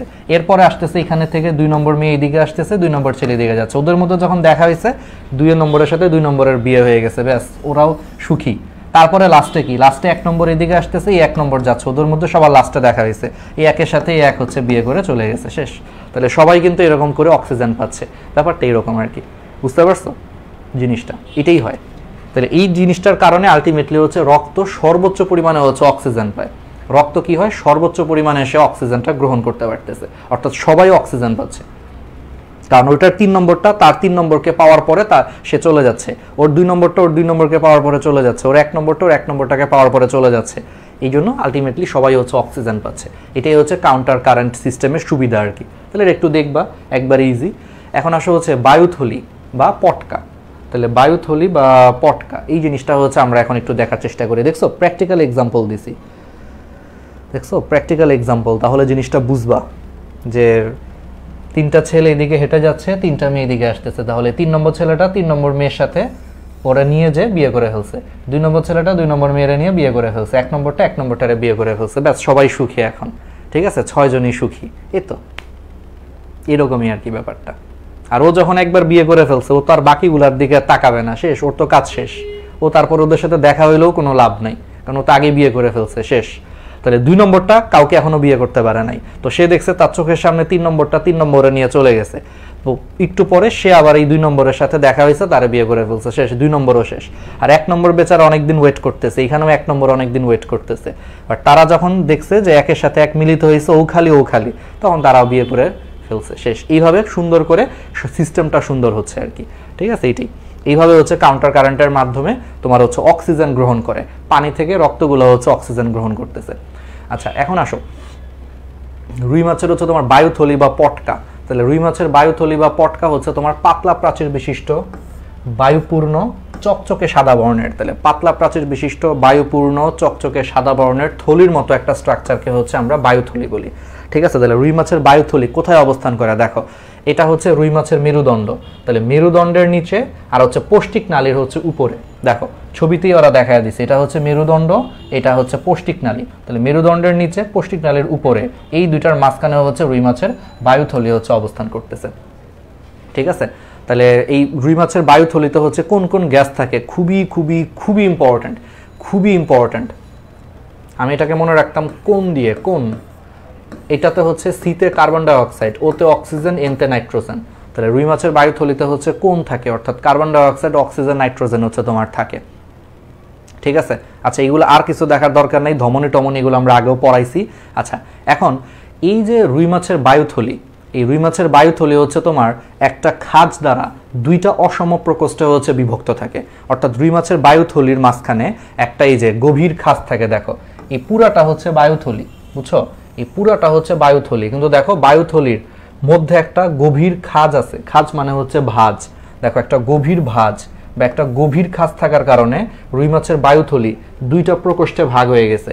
সামনের দিকের প্রকোষ্ঠটা হচ্ছে সাইজে ছোট, এটাকে বলা হয় সম্মুখ প্রকোষ্ঠ, আর পিছনের দিকের প্রকোষ্ঠটা হচ্ছে তোমার সাইজে বড়, এটাকে তোমার বলা হয় পশ্চাৎ প্রকোষ্ঠ, ঠিক আছে। দেখছো, তাহলে দেখো, তাহলে একটা গভীর খাঁজ, খাঁজ বা ভাঁজ, তাহলে একটা গভীর খাঁজ বা ভাঁজের মাধ্যমে হচ্ছে এটা 2টা অংশে আলাদা হয়ে গেছে। সামনের দিকের জিনিসটা হচ্ছে ছোট সাইজে, এটাকে সম্মুখ প্রকোষ্ঠ বলে, পিছনের দিকের জিনিসটা সাইজে বড়, এটাকে পশ্চাৎ প্রকোষ্ঠ বলে, ঠিক আছে। এখন তুমি একটা জিনিস খেয়াল করো, এই যে রুই মাছের বায়ুথলি সেটা হচ্ছে অন্য নালীর সাথে হচ্ছে একটা নালীর মাধ্যমে কানেক্টেড থাকে, খুবই খুবই খুবই ইম্পর্টেন্ট, এটা মেডিকেলে অনেকবার আসছে। তাহলে রুই মাছের যে বায়ুথলি বা পটকা সেটা হচ্ছে অন্য নালীর সাথে হচ্ছে একটা নালীর মাধ্যমে কানেক্টেড থাকে, এটাকে হচ্ছে নিউম্যাটিক নালী বা ডাকটাস নিউমেটিকাস বলে। আচ্ছা, ডাক্টাস শব্দের মানে হচ্ছে নালী। এই ডাক্টাস শব্দটা ইংরেজি ডাক্ট থেকে আসছে। ডাক্ট মানে হচ্ছে নালী। তাহলে রুই মাছের বায়ুথলি অন্য নালীর সাথে যেই নালীর মাধ্যমে যুক্ত সেটাকে হচ্ছে ডাক্টাস নিউমেটিকাস বা নিউমেটিক নালী বলে। এখন যে সমস্ত মাছের বায়ুথলি এরকম ডাক্টাস নিউমেটিকাস নালীর মাধ্যমে অন্য নালীর সাথে হচ্ছে যুক্ত থাকে, ওই বায়ুথলিগুলোকে হচ্ছে ফাইসোস্টোমাস বায়ুথলি বলে। আর যেই বায়ুথলিগুলো অন্য নালীর সাথে হচ্ছে যুক্ত থাকে না সেটাকে ফাইসোস্ক্লিস্টাস বায়ুথলি বলে। এই রুই, কাতলা, পুঁটি এগুলো হচ্ছে ফাইসোস্টোমাস ধরনের বায়ুথলি থাকে, আর টাকি মাছে হচ্ছে ফাইসোস্ক্লিস্টাস বায়ুথলি থাকে। বুঝছো? মানে সোজা কথা হচ্ছে, দেখো এই যে রুই মাছের দেখো বায়ুথলি বা পটকা দেখো একটা নালীর মাধ্যমে দেখো অন্য নালীর সাথে যুক্ত। তাহলে যেই নালীর মাধ্যমে যুক্ত এই নালীটাকে বলা হয় নিউমেটিক নালী বা ডাক্টাস নিউমেটিকাস। ডাক্ট মানে হচ্ছে নালী। এখন বায়ুথলি যদি এরকম নালীর মাধ্যমে অন্য নালীর সাথে যুক্ত থাকে সেই ধরনের বায়ুথলিকে তোমার বলা হয় ফাইসোস্টোমাস বায়ুথলি। তাহলে এই ফাইসোস্টোমাস বায়ুথলির এক্সাম্পল কি? রুই, কাতলা, পুঁটি মাছ, মৃগেল মাছ এগুলোতে হচ্ছে ফাইসোস্টোমাস ধরনের বায়ুথলি পাওয়া যায়। আর যদি কোনো মাছের বায়ুথলি অন্য নালীর সাথে হচ্ছে কানেক্টেড থাকে না, কোনো নালীর মাধ্যমে সে কানেক্টেড থাকে না বায়ুথলিগুলা, সেই ধরনের বায়ুথলিকে তোমার বলা হয় ফাইসোস্ক্লিস্টাস ধরনের বায়ুথলি। এটা টাকি মাছে হচ্ছে পাওয়া যায়। ঠিক আছে? তাহলে এটা হচ্ছে কোথায় পাওয়া যায়? টাকি মাছে হচ্ছে পাওয়া যায়। আচ্ছা, তাহলে ফাইসোস্ক্লিস্টাস বায়ুথলি হচ্ছে টাকি মাছে পাওয়া যায়। এটা একটু এক্সাম্পল মনে রাখবা, টাকি মাছ। তাহলে এগুলো হচ্ছে পারবা, খুব সহজেই হচ্ছে এই জিনিসগুলা পারবা আমাদের। তারপরে আসো হচ্ছে তাহলে রুই মাছের এখন বায়ুথলির বাইরের দিকে হচ্ছে তোমার রক্তজালিকা থাকে। এই রক্তজালিকার প্রাচীর হচ্ছে তোমার দ্বিস্তর বিশিষ্ট। এটা জাস্ট একটু পড়বা, টিউনিকা এক্সটার্না আর একটা হচ্ছে টিউনিকা ইন্টারনা। এই যে রুই মাছের যে বায়ুথলি, সেই বায়ুথলির সাথে রক্তনালী যুক্ত থাকে ঘনিষ্ঠভাবে, মানে এটার সাথে মনে করো তোমার ঘনিষ্ঠভাবে হচ্ছে তোমার রক্তনালী হচ্ছে যুক্ত থাকে। তাহলে এই যে রুই মাছের যে এক একটা বায়ুথলি, আমি যদি তোমাকে একটু সিম্পলি বলি যে রুই মাছের ধরো হচ্ছে এক একটা যে বায়ুথলি আছে, ধরো বায়ুথলি বা হচ্ছে পটকা, এর সাথে মনে করো ঘনভাবে এরকম রক্তনালী যুক্ত থাকে। এই যে ঘনভাবে যে রক্তনালী যুক্ত থাকে, এখন এটাকে যদি আমি প্রস্থচ্ছেদ করি, রক্তনালীটাকে যদি প্রস্থচ্ছেদ করি, এই নালীর দুইটা স্তর থাকে। ধরো এটা একটা রক্তনালী, তার দুইটা স্তর আছে। এই যে দেখো ভিতরের দিকের স্তরটাকে বলা হয় টিউনিকা ইন্টারনা, ভিতরের দিকের স্তরটাকে বলা হয় টিউনিকা ইন্টারনা। ইন্টারনা মানে কি? ভিতরে। ওই যে ইন্টারনা, এটা ইংলিশ শব্দ থেকে আসছে, ইন্টারনাল। ইন্টারনাল মানে ভিতরে, তাহলে টিউনিকা ইন্টারনা। আর বাইরের স্তরটাকে বলা হয় টিউনিকা এক্সটার্না। এক্সট্রা মানে হচ্ছে বাইরে। বুঝছো? এগুলো সব ইংলিশ শব্দ। ইন্টারনাল শব্দের মানে হচ্ছে ভিতরে, আর এক্সটার্নাল শব্দের মানে হচ্ছে বাইরে। ওইখান থেকে নামগুলো আসছে। যে তাহলে রুই মাছের বায়ুথলির সাথে ঘনভাবে মানে একবারে তার গায়ের সাথে লেগে হচ্ছে তোমার রক্তজালক অবস্থান করে। সেই রক্তজালক বা রক্তনালীর হচ্ছে তোমার দুইটা স্তর থাকে। এর মধ্যে ভিতরেরটাকে বলা হয় টিউনিকা ইন্টারনা। ইন্টারনা মানে হচ্ছে ইন্টারনাল মানে ভিতরে, আর বাইরের স্তরটাকে বলা হয় এক্সটার্না। এক্সটার্নাল মানে হচ্ছে বাইরে। ঠিক আছে? এটাই বলা হয়েছে আর কি, পারবা। এখন বায়ুথলির যে উভয় প্রকোষ্ঠ, বায়ুথলির তো দুইটা প্রকোষ্ঠ আছে, সম্মুখ প্রকোষ্ঠ সাইজে ছোট আর পশ্চাৎ প্রকোষ্ঠ হচ্ছে সাইজে বড়। এই উভয় প্রকোষ্ঠের হচ্ছে ভিতরের দিকে হচ্ছে লাল বর্ণের হচ্ছে তোমার গ্যাস গ্রন্থি থাকে। দেখো এই যে উভয় প্রকোষ্ঠের ভিতরের দিকে এই যে লাল বর্ণের হচ্ছে তোমার কিছু গ্যাস গ্রন্থি থাকে। এগুলোকে বলা হয় রেটিয়া মিরাবিলিয়া। ঠিক আছে? এই রেটিয়া মিরাবিলিয়া এগুলো আসলে হচ্ছে কৈশিক জালিকা। ঠিক আছে? এই কৈশিক জালিকা হচ্ছে তোমার রুই মাছের সামনের প্রকোষ্ঠ থেকে গ্যাস শোষণ করে এটা হচ্ছে বায়ুথলিতে নিঃসৃত করে। ঠিক আছে? বুঝতে পারছো? তাহলে রুই মাছের যে সম্মুখ প্রকোষ্ঠ এবং পশ্চাৎ প্রকোষ্ঠ, দুই প্রকোষ্ঠেরই তোমার ভিতরের দিক থেকে লাল বর্ণের জালের মতো কিছু স্ট্রাকচার বের হয়ে আসছে। এগুলারে কি বলা হয়? খুবই ইম্পর্টেন্ট, রেটিয়া মিরাবিলিয়া। এই লাল বর্ণের স্ট্রাকচারগুলো আসলে মেইনলি এক ধরনের কৈশিক জালিকা। এগুলোর কাজ হচ্ছে এই যে রুই মাছের পটকা বা বায়ুথলি, নাম শুনে বুঝতেছো বায়ুথলি, তার মানে এর ভিতরে হচ্ছে বায়ু থাকে। তাহলে পটকা বা বায়ুথলির মাঝখানে যে বায়ুগুলো আছে, ওই যে কোন, এই বায়ু বা গ্যাসগুলাকে সে শোষণ করে এই রেটিয়া মিরাবিলিয়া হচ্ছে সেই গ্যাসগুলাকে পটকা থেকে বের করে আশেপাশে রক্তনালীর মধ্যে দিয়ে দেয়। বুঝছো? কারণ আমরা এইমাত্র বলছি যে দেখো রুই মাছের পটকার সাথে বায়ুথলি, পটকার সাথে কিন্তু দেখো তোমার রক্তনালী থাকে। তাহলে এই যে রুই মাছের বায়ুথলি আর এই যে রক্তনালী, এই দুইটাকে কানেক্ট করছে হচ্ছে তোমার রেটিয়া মিরাবিলিয়া। বুঝতে পারছো? তাহলে এটা হচ্ছে বায়ুথলি আর এটা হচ্ছে রক্তনালী। তাহলে এই দুইটা স্ট্রাকচারকে পরস্পরের সাথে কানেক্ট করছে বা যুক্ত করছে হচ্ছে এই রেটিয়া মিরাবিলিয়া। তাহলে রেটিয়া মিরাবিলিয়ার কাজটা কি? খুব সিম্পল। রুই মাছের পটকা বা বায়ুথলির ভিতরে হচ্ছে গ্যাস আছে, কার্বন ডাইঅক্সাইড গ্যাস আছে, নাইট্রোজেন আছে, অক্সিজেন আছে। সো রেটিয়া মিরাবিলিয়া কি করছে, এই পটকার ভিতরে যে কার্বন ডাইঅক্সাইড, নাইট্রোজেন বা অক্সিজেন থাকে, সে এই গ্যাসগুলোকে শোষণ করে সেগুলোকে পরিবহন করে সে রক্তের মধ্যে পাঠায় দেয়। কারণ এই যে এখানে তো রক্তনালী আছে, সেই গ্যাসগুলোকে এখান থেকে শোষণ করে ট্রান্সফার করে সেগুলোকে হচ্ছে এইখানের রক্তনালীর মধ্যে হচ্ছে কার্বন ডাইঅক্সাইড, অক্সিজেন, নাইট্রোজেনকে হচ্ছে সে পাঠায় দেয়। এটাই হচ্ছে রেটিয়া মিরাবিলিয়ার কাজ। বুঝছো? মানে সহজ কথা, ও এখান থেকে গ্যাসগুলোকে শোষণ করে সেগুলোকে ট্রান্সফার করে বায়ুথলি থেকে সেগুলোকে হচ্ছে রক্তনালীর মধ্যে পাঠায় দিচ্ছে। ওই যে বলছি যে রুই মাছের পটকার সাথে কিন্তু রক্তনালী কানেক্টেড, কাছাকাছি আছে, রক্তনালীর মধ্যে গ্যাসগুলোরে পাঠায় দিচ্ছে, এটাই হচ্ছে কাজ।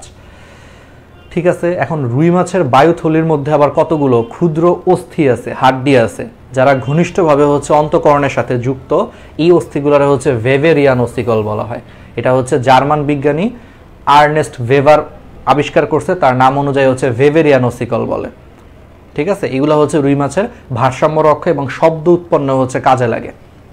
তাহলে বুঝছো যে তাহলে পটকার ভিতরে কিন্তু কি আছে, পটকার ভিতরে কিন্তু তাহলে কি আছে, ছোট ছোট কিছু অস্থিও আছে। অস্থি মানে হাড্ডি, তাহলে ছোট ছোট কিছু অস্থি বা হাড্ডি আছে। ঠিক আছে, এই অস্থি বা হাড্ডিগুলা আলটিমেটলি তোমার কি করতেছে, এগুলো অন্তঃকরণের সাথে যুক্ত। অন্তঃকরণ মানে কানের সাথে যুক্ত। ঠিক আছে, যুক্ত হয়ে সেটা রুই মাছকে ভারসাম্য রক্ষা করতে ভূমিকা পালন করতেছে, সাথে হচ্ছে শব্দ উৎপাদনেও ভূমিকা পালন করতেছে। আর এই ছোট ছোট হাড্ডিগুলোরে তোমার বলা হয় ভেবেরিয়ান ওসিকল। এটা হচ্ছে একজন জার্মান বিজ্ঞানী ভেবার আবিষ্কার করছে, তার নাম অনুযায়ী এটাকে আমরা কি বলতেছি, ভেবেরিয়ান ওসিকল বলতেছি। ঠিক আছে, তাহলে একবারে কিন্তু জিনিসগুলো হচ্ছে ক্লিয়ার। এখন আসো বায়ুথলি বা পটকার কাজ। আচ্ছা, ফার্স্ট কথা হয়েছে ভাই, একটা জিনিস তো তুমি বুঝতেই পারতেছো, নামেই হচ্ছে সেটা বায়ুথলি, তার মানে ভিতরে কি থাকবে, বাতাস থাকবে, মানে কার্বন ডাইঅক্সাইড থাকবে, অক্সিজেন থাকবে, নাইট্রোজেন থাকবে। ওকে ফাইন, তাহলে বায়ুথলি বা পটকার কাজ এটা তুমি মনে রাখতে পারবা কিভাবে? দেখো, এটা মনে রাখার জন্য তুমি মনে রাখবা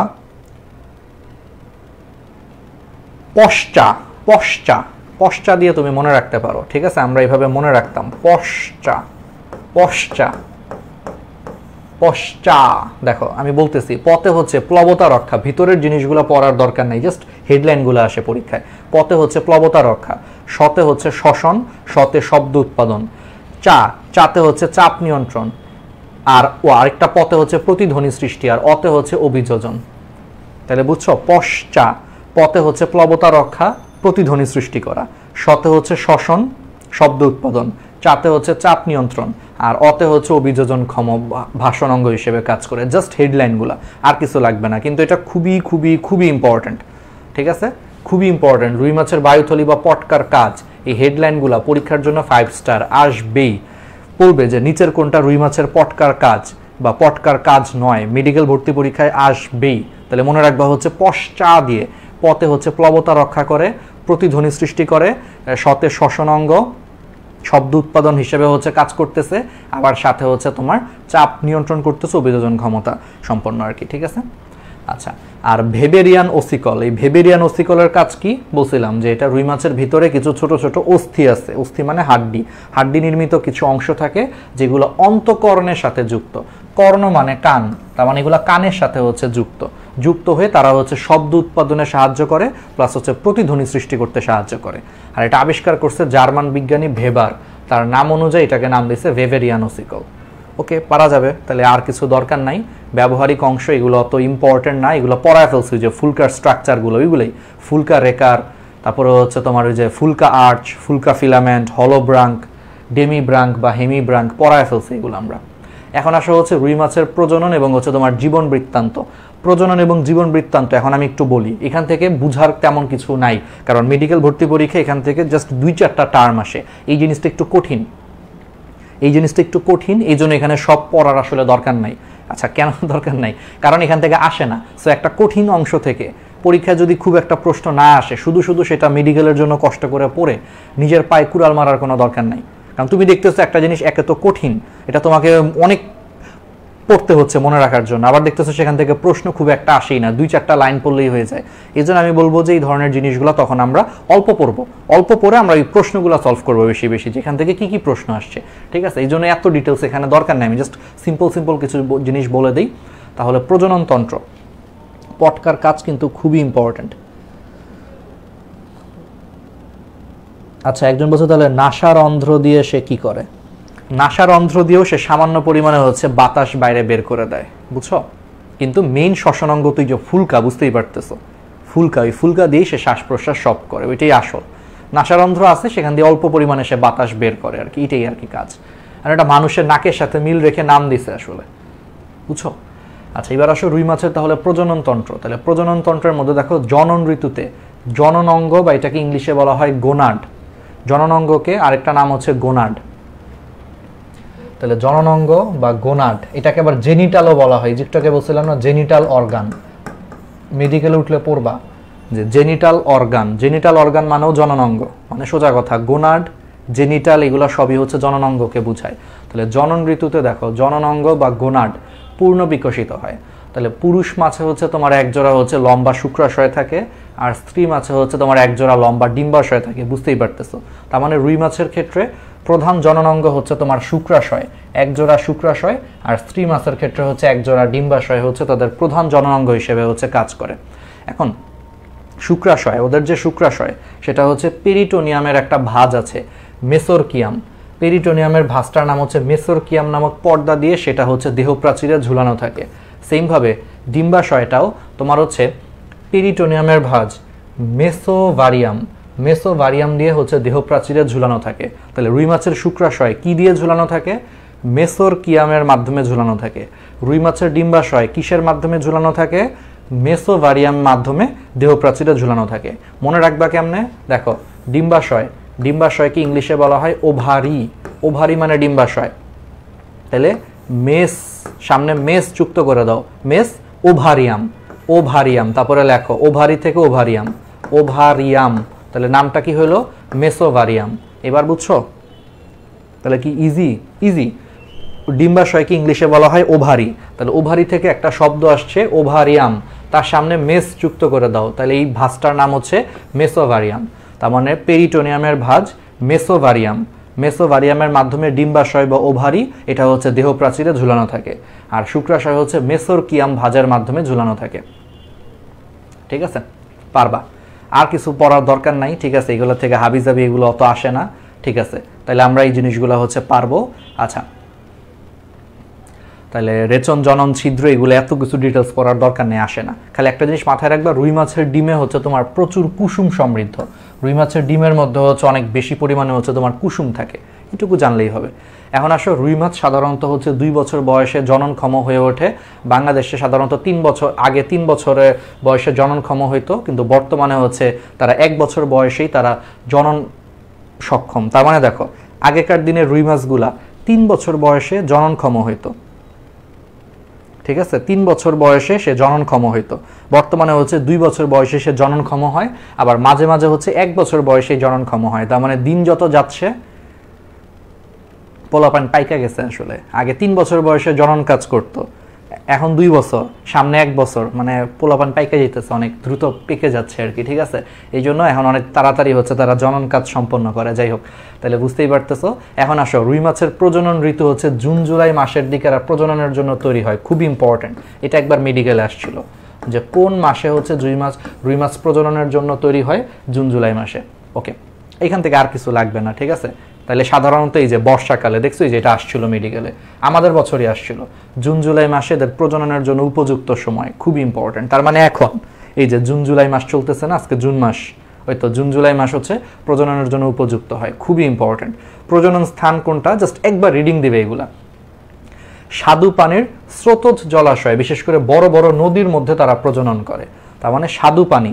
আচ্ছা, তোমরা তো জানো যে স্বাদু পানি বা মিঠা পানি মানে কি? নদ নদী, খালবিল, হাওর বাওর, এগুলো হচ্ছে স্বাদু পানি বা মিঠা পানি। আর সমুদ্রের পানি কি?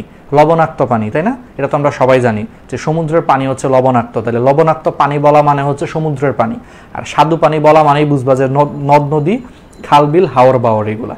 তাহলে বড় বড় নদীতে হচ্ছে সে প্রজনন করে। এবং একটা জিনিস খুবই ইম্পর্টেন্ট, রুই মাছ হচ্ছে একটু পশ মাছ, পশ জাতীয় মাছ, মানে সে অনেক পশ। সে কখনো বদ্ধ জলাশয়ে ডিম পারবে না। তাহলে যেখানে স্রোত আছে, মানে বড় বড় নদীতে যেখানে স্রোত আছে, সে সেখানে হচ্ছে ডিম পারবে। আচ্ছা,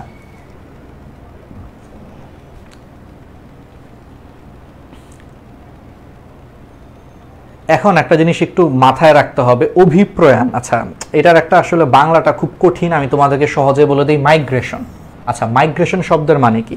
এক জায়গা থেকে আরেক জায়গায় চলে যাওয়া, তাই না? সিম্পল হিসাব যে মাইগ্রেশন শব্দের মানে হচ্ছে এক জায়গা থেকে আরেক জায়গায় চলে যাওয়া।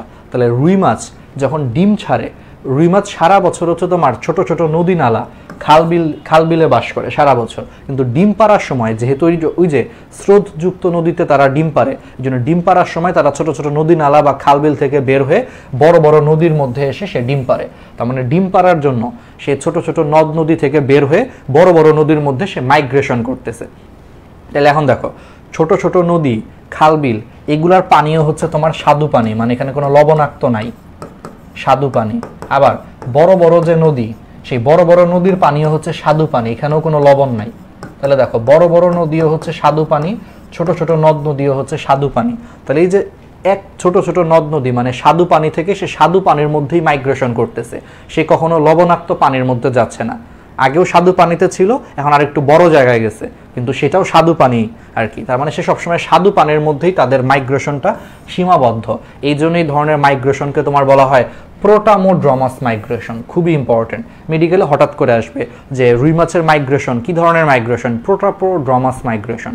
ঠিক আছে, প্রোটামোড্রমাস, একটু নামটা বারবার পড়বা, প্রোটামোড্রমাস, প্রোটামোড্রমাস মাইগ্রেশন। তাহলে প্রোটামোড্রমাস মাইগ্রেশনটা কি? যে রুই মাছ সারা বছর ছোট ছোট নদ নদীতে বাস করে, কিন্তু ডিম পাড়ার সময় সে তার স্রোতযুক্ত নদীতে সে ডিম পারবে, আর স্রোত পাওয়া যায় হচ্ছে তোমার বড় বড় নদীতে। এই জন্য ডিম পাড়ার সময় সে ছোট ছোট নদ নদী থেকে বড় বড় নদীর মধ্যে সে চলে আসে ডিম পাড়ার জন্য। এখন কাহিনীটা হয়েছে, ওই ছোট ছোট নদীর পানিও স্বাদু পানি, ওই বড় বড় নদ নদীর পানিও হচ্ছে স্বাদু পানি। একমাত্র সমুদ্রের পানি হচ্ছে লবণাক্ত। তার মানে সে কখনো সমুদ্রে যাচ্ছে না, সে ছোট ছোট নদী থেকে বড় বড় নদীতে যাচ্ছে। তার মানে তার যে মাইগ্রেশন হয়, মাইগ্রেশন মানে হচ্ছে এক জায়গা থেকে আরেক জায়গায় যাওয়া। তাহলে এই যে ডিম পাড়ার জন্য তার যে মাইগ্রেশন হইলো, সেটা কিন্তু আলটিমেটলি স্বাদু পানির মধ্যেই সীমাবদ্ধ, সে কখনো লবণাক্ত পানিতে যাচ্ছে না, স্বাদু পানির মধ্যেই আছে। এই জন্য এই মাইগ্রেশনকে বলা হয় প্রোটোমোড্রমাস মাইগ্রেশন। খুবই ইম্পর্টেন্ট। আচ্ছা, এখন আসা হচ্ছে ডিম ছাড়ার সময়, এগুলো কিছুই পড়ার দরকার নেই, খালি মাথায় রাখবা ডিম পাড়ার সময় নদীর পানির তাপমাত্রা হচ্ছে 24 থেকে 28 ডিগ্রি সেলসিয়াস থাকতে হবে এবং পানিতে প্রচুর পরিমাণে অক্সিজেন দরকার। এই দুইটা শর্ত মেনে চললেই রুই মাছ একমাত্র ডিম পারে।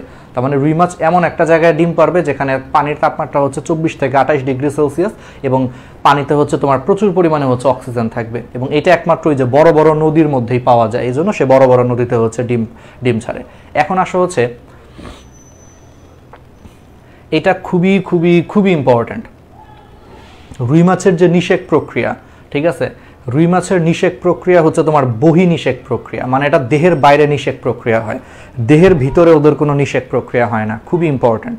তাহলে এই জিনিসটা কিন্তু একটু মাথায় রাখতে হবে যে তাহলে রুই মাছের যে নিষেক প্রক্রিয়া, ঠিক আছে, রুই মাছের নিষেক প্রক্রিয়া হচ্ছে তোমার বহিনিষেক প্রক্রিয়া।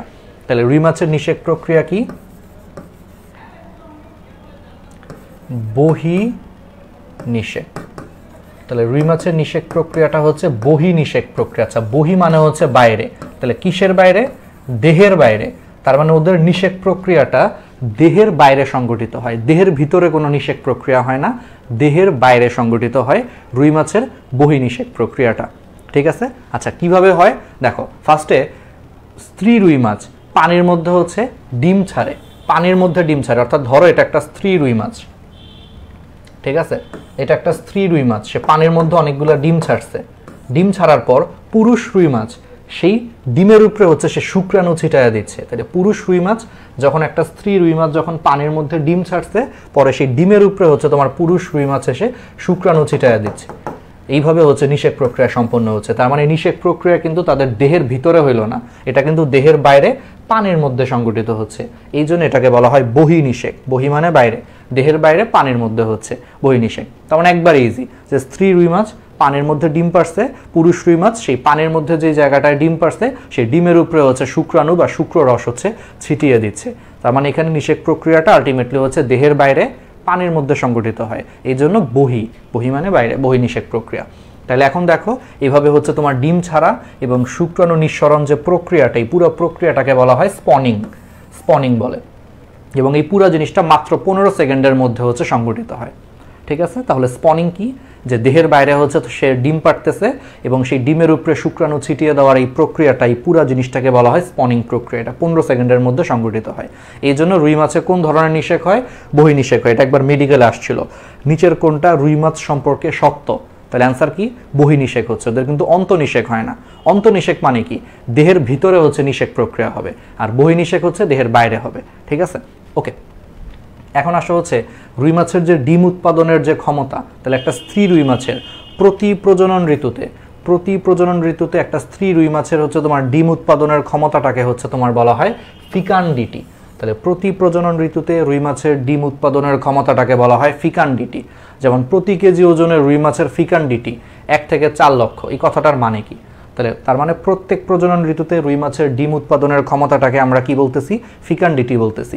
এখন দেখো, এই যে প্রতি কেজি ওজনের রুই মাছের ফিকান্ডিটি 1 থেকে 4 লক্ষ, এই কথাটার মানে হচ্ছে প্রতি 1 কেজি ওজনের একটা রুই মাছ একটা প্রজনন ঋতুতে সে 1 থেকে 4 লক্ষ ডিম উৎপাদন করে। বুঝছো? আমি আবার বলি, তাহলে প্রতি কেজি ওজনের একটা স্ত্রী রুই মাছের ফিকান্ডিটি 1 থেকে 4 লক্ষ। এই কথাটার মানে হচ্ছে প্রতি 1 কেজি ওজনের একটা স্ত্রী রুই মাছ প্রতি একটা প্রজনন ঋতুতে 1 থেকে 4 লাখ ডিম পাড়তে পারে। এই জন্য তার ফিকান্ডিটি হচ্ছে 1 থেকে 4 লাখ। তার মানে প্রতি প্রজনন ঋতুতে একটা স্ত্রী রুই মাছের ডিম উৎপাদনের ক্ষমতাটাকে হচ্ছে ফিকান্ডিটি বলে। এটা মেডিকেল আসতে পারে যে ডিম উৎপাদনের ক্ষমতা, প্রতি প্রজনন ঋতুতে রুই মাছের ডিম উৎপাদনের ক্ষমতাকে কি বলে? ফিকান্ডিটি বলে। জিনিসটা কি? যে প্রতি 1 কেজি ওজনের রুই মাছের ফিকান্ডিটি 1 থেকে 4 লাখ। জিনিসটা হচ্ছে প্রতি 1 কেজি ওজনের রুই মাছ প্রতি প্রজনন ঋতুতে 1 থেকে 4 লাখ ডিম পারে। এটাই হচ্ছে কাহিনী। এই যে দেখো, তাহলে রুই মাছে বহির্নিষেক ঘটে, দেখছো? এই যে অর্থাৎ দেহের বাইরে, ওই যে পানির মধ্যে ওই যে দেখো শুক্রাণুগুলো ডিম্বাণুগুলোকে হচ্ছে নিষিক্ত করে। ঠিক আছে, ওকে। তাহলে পারা যাবে। তাহলে রুই মাছের নিষিক্ত ডিম্বাণু পানির মধ্যে ভাসে না। এখানে একটা জিনিস আবার ইম্পর্টেন্ট, এই যে পানির বাইরে যে তাদের নিষেক প্রক্রিয়া সম্পন্ন হয়, নিষেক প্রক্রিয়া সম্পন্ন হওয়ার পর তাদের যে নিষিক্ত যে ডিম্বাণু থাকে, সেই নিষিক্ত ডিম্বাণু হচ্ছে আর পানির মধ্যে ভাসে না, এটা ডুবে যায়। এই ধরনের ডিমকে হচ্ছে ডিমার্সাল ডিম বলে। এই ধরনের ডিমকে হচ্ছে কি ধরনের ডিম বলে? ডিমার্সাল ডিম বলে। তাহলে বুঝছো? আর সামুদ্রিক মাছের ডিমগুলো হচ্ছে আকারে ছোট এবং এগুলো হচ্ছে নিষেকের পর পানির মধ্যে ভেসে থাকে, এগুলোকে হচ্ছে প্যালাজিক ডিম বলে। খুবই ইম্পর্টেন্ট। তাহলে রুই মাছের ডিমগুলো হচ্ছে একটু সাইজে বড়, এই জন্য নিষিক্ত ডিম্বাণুগুলা পানির মধ্যে ভাসতে পারে না, পানির মধ্যে ডুবে যায়, এই জন্য এটাকে হচ্ছে ডিমার্সাল ডিম বলে। আর সামুদ্রিক মাছের ডিমগুলো হচ্ছে সাইজে ছোট হালকা, এই জন্য এগুলো হচ্ছে পানির মধ্যে ভেসে থাকে। এই ধরনের ডিমকে হচ্ছে প্যালাজিক ডিম বলে। এগুলো একটু পড়বাই টার্মগুলা। এখন আসো ভ্রূণীয় পরিস্ফুটন, এটা একটু কঠিন জিনিস। এখান থেকে পরীক্ষায় খালি 2-3টা টার্ম আসছে, এগুলো এত ডিটেলস এই জন্য পড়ার দরকার নাই, আসলেই পড়ার দরকার নাই। আমরা এগুলো এত ডিটেলস পড়ার আসলে বুঝার আপাতত দরকার নাই। আমি এটার কথাই বলতেছিলাম মেনলি, যেখানে প্রচুর তথ্য, কিন্তু এগুলো বুঝে পড়ে আলটিমেটলি লাভ হয় না। পরীক্ষায় 2-4টা লাইন থেকে প্রশ্ন আসে, জাস্ট আমরা সেই 2-4টা লাইনগুলাই পড়বো। প্রথম দেখো, কিছু বেসিক তো আমরা জানি যে নিষিক্ত ডিম্বাণুকে আমরা কি বলি? জাইগোট বলি। তাহলে শুক্রাণু ডিম্বাণু নিষেক প্রক্রিয়ার মাধ্যমে মিলিত হয়ে জাইগোট সৃষ্টি হয়, আর জাইগোট হচ্ছে বারবার মাইটোসিস প্রক্রিয়ায় বিভক্ত হয়। তাহলে এই যে জাইগোট যে বারবার মাইটোসিস প্রক্রিয়ায় বিভক্ত হয়, সেই প্রক্রিয়াটাকে কি বলে? ক্লিভেজ বলে। আমরা পড়াইছি না এগুলা? 1 নম্বর ক্লাসে কিন্তু আমরা পড়াইছি প্রাণীর বিভিন্নতা ও শ্রেণীবিন্যাস। ওই ক্লাসে কিন্তু আমি ক্লিভেজ কি খুব সুন্দর করে কিন্তু পড়াইছি, মনে আছে তোমাদের? তারপরে ক্লিভেজ কয় ধরনের আমরা খুব সুন্দর করে পড়াইছি না, এগুলা খুব সুন্দর করে কিন্তু আমরা পড়াইছি এগুলা। তো তোমরা এখন অলরেডি এগুলা জানো যে জাইগোটটা পরবর্তীতে হচ্ছে বারবার মাইটোসিস প্রক্রিয়াতে বিভক্ত হয়ে অসংখ্য হচ্ছে তোমার বহুকোষী ভ্রূণে পরিণত হয়। এই প্রক্রিয়াকে হচ্ছে ক্লিভেজ বলে। ঠিক আছে, এবং ক্লিভেজটা হচ্ছে তোমার মেরোব্লাস্টিক ধরনের। এগুলো সব আমরা হচ্ছে প্রাণীর বিভিন্নতা ও শ্রেণীবিন্যাস চ্যাপ্টারে পড়াইছি। ক্লিভেজ কি সুন্দর করে বুঝাইছি। যাদের এই অংশটা একটু প্রবলেম, তারা হচ্ছে প্রাণীর বিভিন্নতা ও শ্রেণীবিন্যাসের ওই পার্টটা দেখবা, কারণ এটা দেখাইছে অলরেডি, সুন্দর করে পড়াইছি। একবার এক পড়া জিনিস তার পড়ানোর দরকার নাই। ওই ক্লাসটা যখন দেখবো এখানে খুব সুন্দর করে এগুলো বলা আছে, মেরোব্লাস্টিক ক্লিভেজ কি সব কিছু আমরা পড়াইছি, এগুলা সুন্দর করে দেখবা একটু। ঠিক আছে, তাহলে রুই মাছের ক্লিভেজ কোন ধরনের ক্লিভেজ? খুবই ইম্পর্টেন্ট, মেরোব্লাস্টিক ক্লিভেজ। তাহলে নামটা কি? মেরোব্লাস্টিক ক্লিভেজ, পরীক্ষায় আসবেই 5 স্টার। তাহলে রুই মাছের ক্লিভেজটা হচ্ছে তোমার কোন ধরনের ক্লিভেজ? মেরোব্লাস্টিক ক্লিভেজ, পরীক্ষায় আসবেই। তাহলে এগুলোর দরকার নাই। তারপর ওই যে ক্লিভেজ প্রক্রিয়াতে মনে আছে যে জাইগোটটা কি হয়? বারবার মাইটোসিস প্রক্রিয়াতে বিভক্ত হয়ে বলো কিসে পরিণত হয়? নিরেট একটা দশায় পরিণত হয়। নিরেট দশাকে বলা হয় মরুলা দশা। মরুলা দশার প্রত্যেকটা কোষকে বলা হয় ব্লাস্টোমিয়ার, পরে মরুলা থেকে হচ্ছে একটা ফাঁপা দশায় পরিণত হয় যেটাকে বলা হয় ব্লাস্টুলা, আর ব্লাস্টুলার মধ্যে একটা গর্ত থাকে যেটাকে বলা হয় ব্লাস্টোসিল গর্ত। পড়াইছি না দেখো তো, মনে পড়তেছে না? সব কিন্তু আগের ক্লাসের পড়া। আগের ক্লাস বলতে আমরা মানে প্রাণীর বিভিন্নতা ও শ্রেণীবিন্যাস চ্যাপ্টারে কিন্তু এটা খুব সুন্দর করে হচ্ছে পড়াইছি, সবগুলা পড়াইছে, তাহলে এগুলো একটু দেখবা। পরে ব্লাস্টুলা থেকে তার পরবর্তীতে সেটা হচ্ছে গ্যাস্ট্রুলা দশায় হচ্ছে পরিণত হয়, ঠিক আছে? এগুলো আমরা খুব সুন্দর করে হচ্ছে পড়াইছি। পরে গ্যাস্ট্রুলা থেকে হচ্ছে বিভিন্ন অঙ্গ তৈরি হয়, তার নাম হচ্ছে অর্গানোজেনেসিস। অর্গানোজেনেসিস। আচ্ছা, আমি তারপরে এটা একটু আরেকবার বলি। আচ্ছা ঠিক আছে, একবার পড়াইছে, তারপর একটু সংক্ষেপে বলি, দাঁড়াও, তারপর একটু আমার মনে হয় একটু সংক্ষেপে বলি। ফার্স্টে কি হলো? নিষেক প্রক্রিয়াতে জাইগোট তৈরি হইল। জাইগোট হচ্ছে ডিপ্লয়েড, একটা কোষ, ঠিক আছে? নিষেক প্রক্রিয়ার মাধ্যমে শুক্রাণু ডিম্বাণু মিলিত হয়ে জাইগোট তৈরি হয়েছে, যেটা হচ্ছে ডিপ্লয়েড, একটা কোষ। পরে সেই কোষটা বারবার মাইটোসিস প্রক্রিয়াতে বিভক্ত হয়ে একটা থেকে দুইটা, দুইটা থেকে চারটা, চারটা থেকে আটটা, আটটা থেকে 16টা, 32টা, 64টা, এরকম করতে করতে অসংখ্য হচ্ছে তোমার বহু কোষ বিশিষ্ট একটা ভ্রূণে পরিণত হয়। বহু কোষ বিশিষ্ট একটা ভ্রূণে পরিণত হচ্ছে, ধরো। তাহলে এই যে জাইগোটটা যেই প্রক্রিয়ার মাধ্যমে অসংখ্য বহুকোষী ভ্রূণে পরিণত হইল, সেই প্রক্রিয়াকে বলা হয় ক্লিভেজ। তাহলে রুই মাছের ক্লিভেজটা মেরোব্লাস্টিক ক্লিভেজ। ক্লিভেজের আবার ক্লাসিফিকেশন আছে, এটা আমরা পড়াইছি। মেরোব্লাস্টিক ক্লিভেজ, খালি নাম মনে রাখবো, আর কিছু এখন দরকার নাই। তাহলে এখন এই যে ক্লিভেজ প্রক্রিয়ার মাধ্যমে তাহলে জাইগোটটা, এই যে অসংখ্য বহুকোষী যে ভ্রূণে পরিণত হইল, এই ভ্রূণটা প্রথমে, এই ভ্রূণের মধ্যে যে কোষগুলো থাকে, এই কোষগুলো নিরেট অবস্থায় থাকে। নিরেট মানে হচ্ছে এই কোষগুলোর মাঝখানে কোনো ফাঁকা জায়গা থাকে না, একবারে একটার গায়ের সাথে আর একটা গায়ে লেগে থেকে একটা নিরেট দশা তৈরি করে। তাহলে এই যে বহুকোষী ভ্রূণ, এদের অসংখ্য কোষগুলা যখন এরকম একটার গায়ের সাথে আর একটা লেগে থেকে এরকম একটা নিরেট স্ট্রাকচার তৈরি করে, এটাকে তোমার বলা হয় মরুলা দশা। মরুলা দশা। আর প্রত্যেকটা যে আলাদা জোরে তখন যে কোষ থাকে, প্রত্যেকটা আলাদা কোষকে তোমার বলা হয় ব্লাস্টোমিয়ার। প্রত্যেকটা আলাদা কোষকে বলা হচ্ছে ব্লাস্টোমিয়ার। তার মানে ক্লিভেজ প্রক্রিয়ার মাধ্যমে জাইগোটটা বারবার মাইটোসিস প্রক্রিয়ায় বিভক্ত হয়ে এরকম অসংখ্য বহু কোষ বিশিষ্ট একটা ভ্রূণে পরিণত হয়, যেখানে কোষগুলো একটার গায়ের সাথে আর একটা একবারে ঘনভাবে লেগে থাকে, কোনো ফাঁকা জায়গা থাকে না, একটা নিরেট দশা সৃষ্টি করে। এটাকে বলা হয় মরুলা দশা। মরুলা দশায় তোমার প্রত্যেকটা কোষকে তোমার বলা হয় ব্লাস্টোমিয়ার, বলা হয় ব্লাস্টোমিয়ার। পরবর্তীতে এই কোষগুলা আবার সজ্জিত হয়, কোষগুলো আবার আরেকটা সজ্জিত হয়ে তারা আরেকটা স্ট্রাকচার তৈরি করে, তখন কোষগুলোর মাঝখানে হচ্ছে একটা ফাঁকা গর্ত তৈরি হয়। ধরো এরকম একটা অবস্থা হইলো, এর মাঝখানে দেখো এরকম একটা ফাঁকা গর্ত তৈরি হয়। তার মানে নিরেট মরুলার মধ্যে যে কোষগুলো আছে, যেগুলোকে আমরা ব্লাস্টোমিয়ার বলতেছি, এই ব্লাস্টোমিয়ারগুলো পরবর্তীতে হচ্ছে আবার কি হয়, বিন্যস্ত হয়, সজ্জিত হয়ে তার আরেকটা স্ট্রাকচার তৈরি করে, যেই স্ট্রাকচারে হচ্ছে এদের মাঝখানে ফাঁকা জায়গা থাকে। এই স্ট্রাকচারটাকে তখন বলা হয় ব্লাস্টুলা দশা। ব্লাস্টুলা, এই ফাঁকা স্ট্রাকচারটাকে, মানে মাঝখানে ফাঁকা আর চারপাশে কোষ থাকে, এই জিনিসটাকে বলা হয় ব্লাস্টুলা। আর এই ব্লাস্টুলা দশায় এই যে মাঝখানের যে ফাঁকা গর্ত থাকে, এই ফাঁকা গর্তটাকে বলা হয় ব্লাস্টোসিল। এখান থেকে ওই যে সিলম তৈরি হয়েছে, এখান থেকে কি তৈরি হয়েছে, সিলম, পড়ছো না? সিলম তৈরি হয়, এই ব্লাস্টোসিল থেকেই সিলম তৈরি হয়। তাহলে বুঝছো, মরুলা দশার কোষগুলা পরবর্তীতে সজ্জিত হয়ে একটা ফাঁকা গর্ত বিশিষ্ট একটা কোষপিণ্ডে পরিণত হয়, এটাকে বলা হয় ব্লাস্টুলা। আর ব্লাস্টুলার মাঝখানে যে ফাঁকা গর্ত থাকে, এটাকে বলা হয় ব্লাস্টোসিল। এই ব্লাস্টোসিলটা পরবর্তীতে সিলোমে কনভার্ট হয়। পরবর্তীতে ব্লাস্টুলা দশা, এইখানের কোষগুলা পরবর্তীতে সজ্জিত হয়ে আরেকটা দশায় পরিণত হয়, এটাকে বলা হয় গ্যাস্ট্রুলা দশা। ওই যে গ্যাস্ট্রুলা দশাতেই ওই যে ডিপ্লোব্লাস্টিক বা ট্রিপ্লোব্লাস্টিক প্রাণী আমরা পড়ছি না, যে ভ্রূণীয় অবস্থায় হচ্ছে কোষগুলা দুইটা স্তরে সজ্জিত হইলে ডিপ্লোব্লাস্টিক বা তিনটা স্তরে সজ্জিত হইলে ট্রিপ্লোব্লাস্টিক, ওই জিনিসটাই গ্যাস্ট্রুলা দশায় পাওয়া যায়। তার মানে ব্লাস্টুলা দশার পরে কোষগুলো আবার সজ্জিত হয়ে ওই যে দ্বিস্তর বিশিষ্ট অথবা ত্রিস্তর বিশিষ্ট হচ্ছে আরেকটা দশায় পরিণত হয়, যাকে বলা হয় গ্যাস্ট্রুলা দশা। এখন এই গ্যাস্ট্রুলা দশায় কোষগুলা যদি দুইটা স্তরে সজ্জিত হয়, সেটাকে আমরা বলি হচ্ছে ডিপ্লোব্লাস্টিক, আর তিনটা স্তরে সজ্জিত হইলে ট্রিপ্লোব্লাস্টিক। পড়াইছে কিন্তু এগুলা। পরে সেই গ্যাস্ট্রুলা দশার থেকেই একটা প্রাণীর হচ্ছে অঙ্গ প্রত্যঙ্গ তো উৎপন্ন হওয়া শুরু হয়। পরে গ্যাস্ট্রুলা দশার পরে আলটিমেটলি হচ্ছে এই কোষগুলা থেকে অঙ্গ প্রত্যঙ্গ তৈরি হয়। তাহলে অঙ্গ প্রত্যঙ্গকে ইংলিশে বলা হয় অর্গান। তার মানে গ্যাস্ট্রুলা দশার পরে অঙ্গ প্রত্যঙ্গ তৈরি হয়, আর তৈরি হওয়াটাকে বায়োলজিতে বলা হয় জেনেসিস। তার মানে যেই প্রক্রিয়ার মাধ্যমে গ্যাস্ট্রুলা দশার পরে অঙ্গ প্রত্যঙ্গ তৈরি হয় সেই প্রক্রিয়াকে বলা হয় অর্গানোজেনেসিস।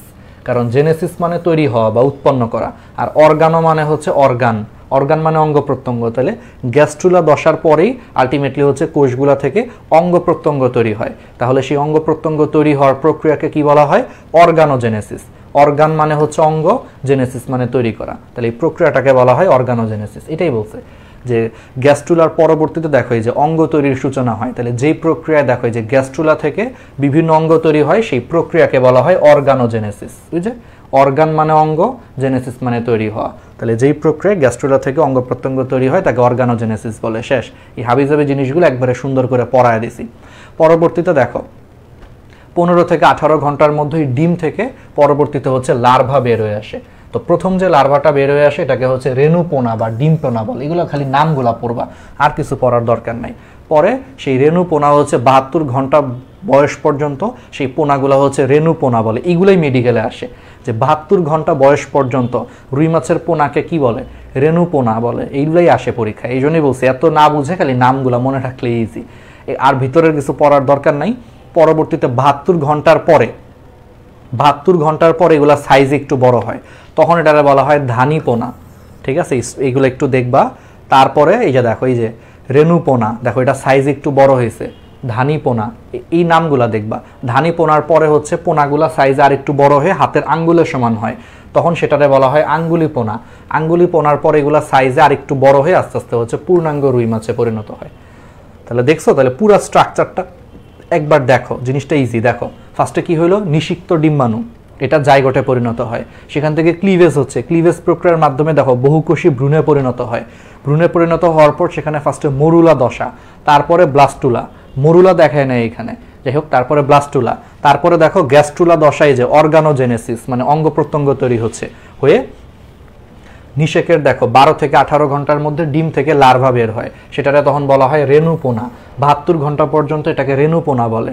এরপরে সেটা হচ্ছে ধানীপোনা, এটা মনে হয় কত ঘন্টা পর্যন্ত জানি, এগুলোই পরীক্ষায় আসে। এই ধানীপোনার পরে পোনাগুলা সাইজ আর একটু বড় হয়ে আঙ্গুলের সমান হয়, তখন এটাকে বলা হয় আঙ্গুলিপোনা।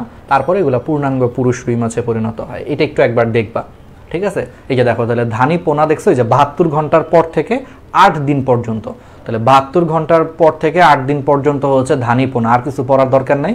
ধানীপোনা 12 মিলিমিটার লম্বা হয়। শেষ। এগুলো এর থেকে বেশি পড়তে গেলে মাথা ঘুরাবে, অনেক ইনফরমেশন আছে, এত দরকার নাই।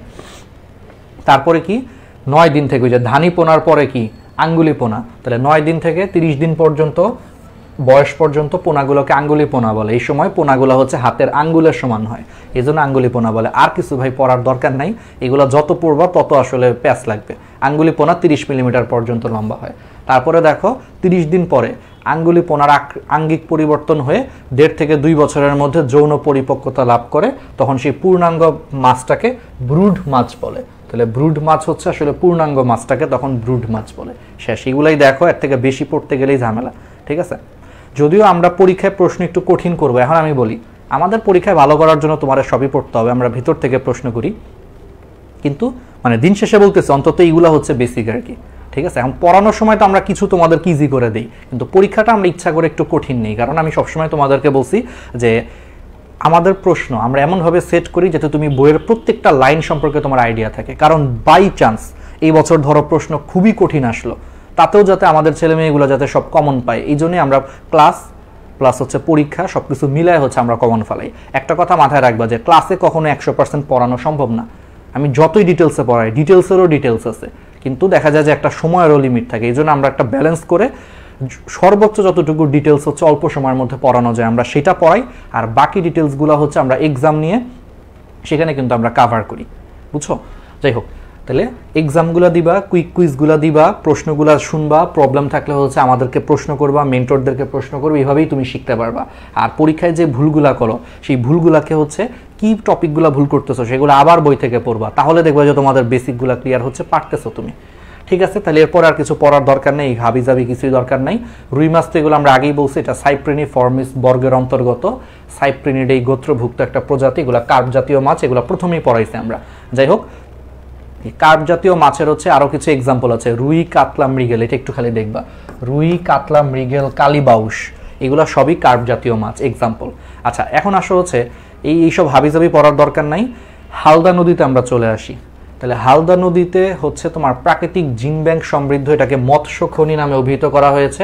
বাংলাদেশ সরকার হচ্ছে হালদা নদীকে হচ্ছে অভয়াশ্রম ঘোষণা করছে। আচ্ছা, হালদা নদী হচ্ছে জিনিসটা যেটা হয়, তাহলে হালদা নদীকে বিশেষ জীববৈচিত্র্য সংরক্ষণ এলাকা হিসেবে ঘোষণা করা হচ্ছে জরুরি আর কি। যাই হোক, আচ্ছা, হালদা নদীর জিনিসটা হচ্ছে মানে রুই মাছ বা যে কোনো কার্প জাতীয় মাছগুলা প্রাকৃতিকভাবে বর্তমানে দেখা যায় যে দক্ষিণ এশিয়ার মধ্যে একমাত্র প্রাকৃতিকভাবে তারা হালদা নদীতেই ডিম পারে। মানে হালদা নদীতে তুমি হচ্ছে প্রাকৃতিকভাবে রুই মাছের পোনা সংগ্রহ করতে পারবা, যেটা পুরো দক্ষিণ এশিয়া মানে কি ভারত, পাকিস্তান, শ্রীলঙ্কা, বাংলাদেশ, নেপাল, ভুটান, ঠিক আছে, এইগুলো হচ্ছে দক্ষিণ এশিয়া। তো দক্ষিণ এশিয়ার যত দেশ আছে এর মধ্যে একমাত্র প্রাকৃতিক মৎস্য প্রজনন কেন্দ্র হচ্ছে বাংলাদেশের হালদা নদী আর কি। মানে সাধারণ জ্ঞানের একটা প্রশ্ন, সাধারণ জ্ঞানেও কিন্তু এটা আসতে পারে যে দক্ষিণ এশিয়ার একমাত্র প্রাকৃতিক মৎস্য প্রজনন কেন্দ্র নিচের কোনটা? হালদা নদী।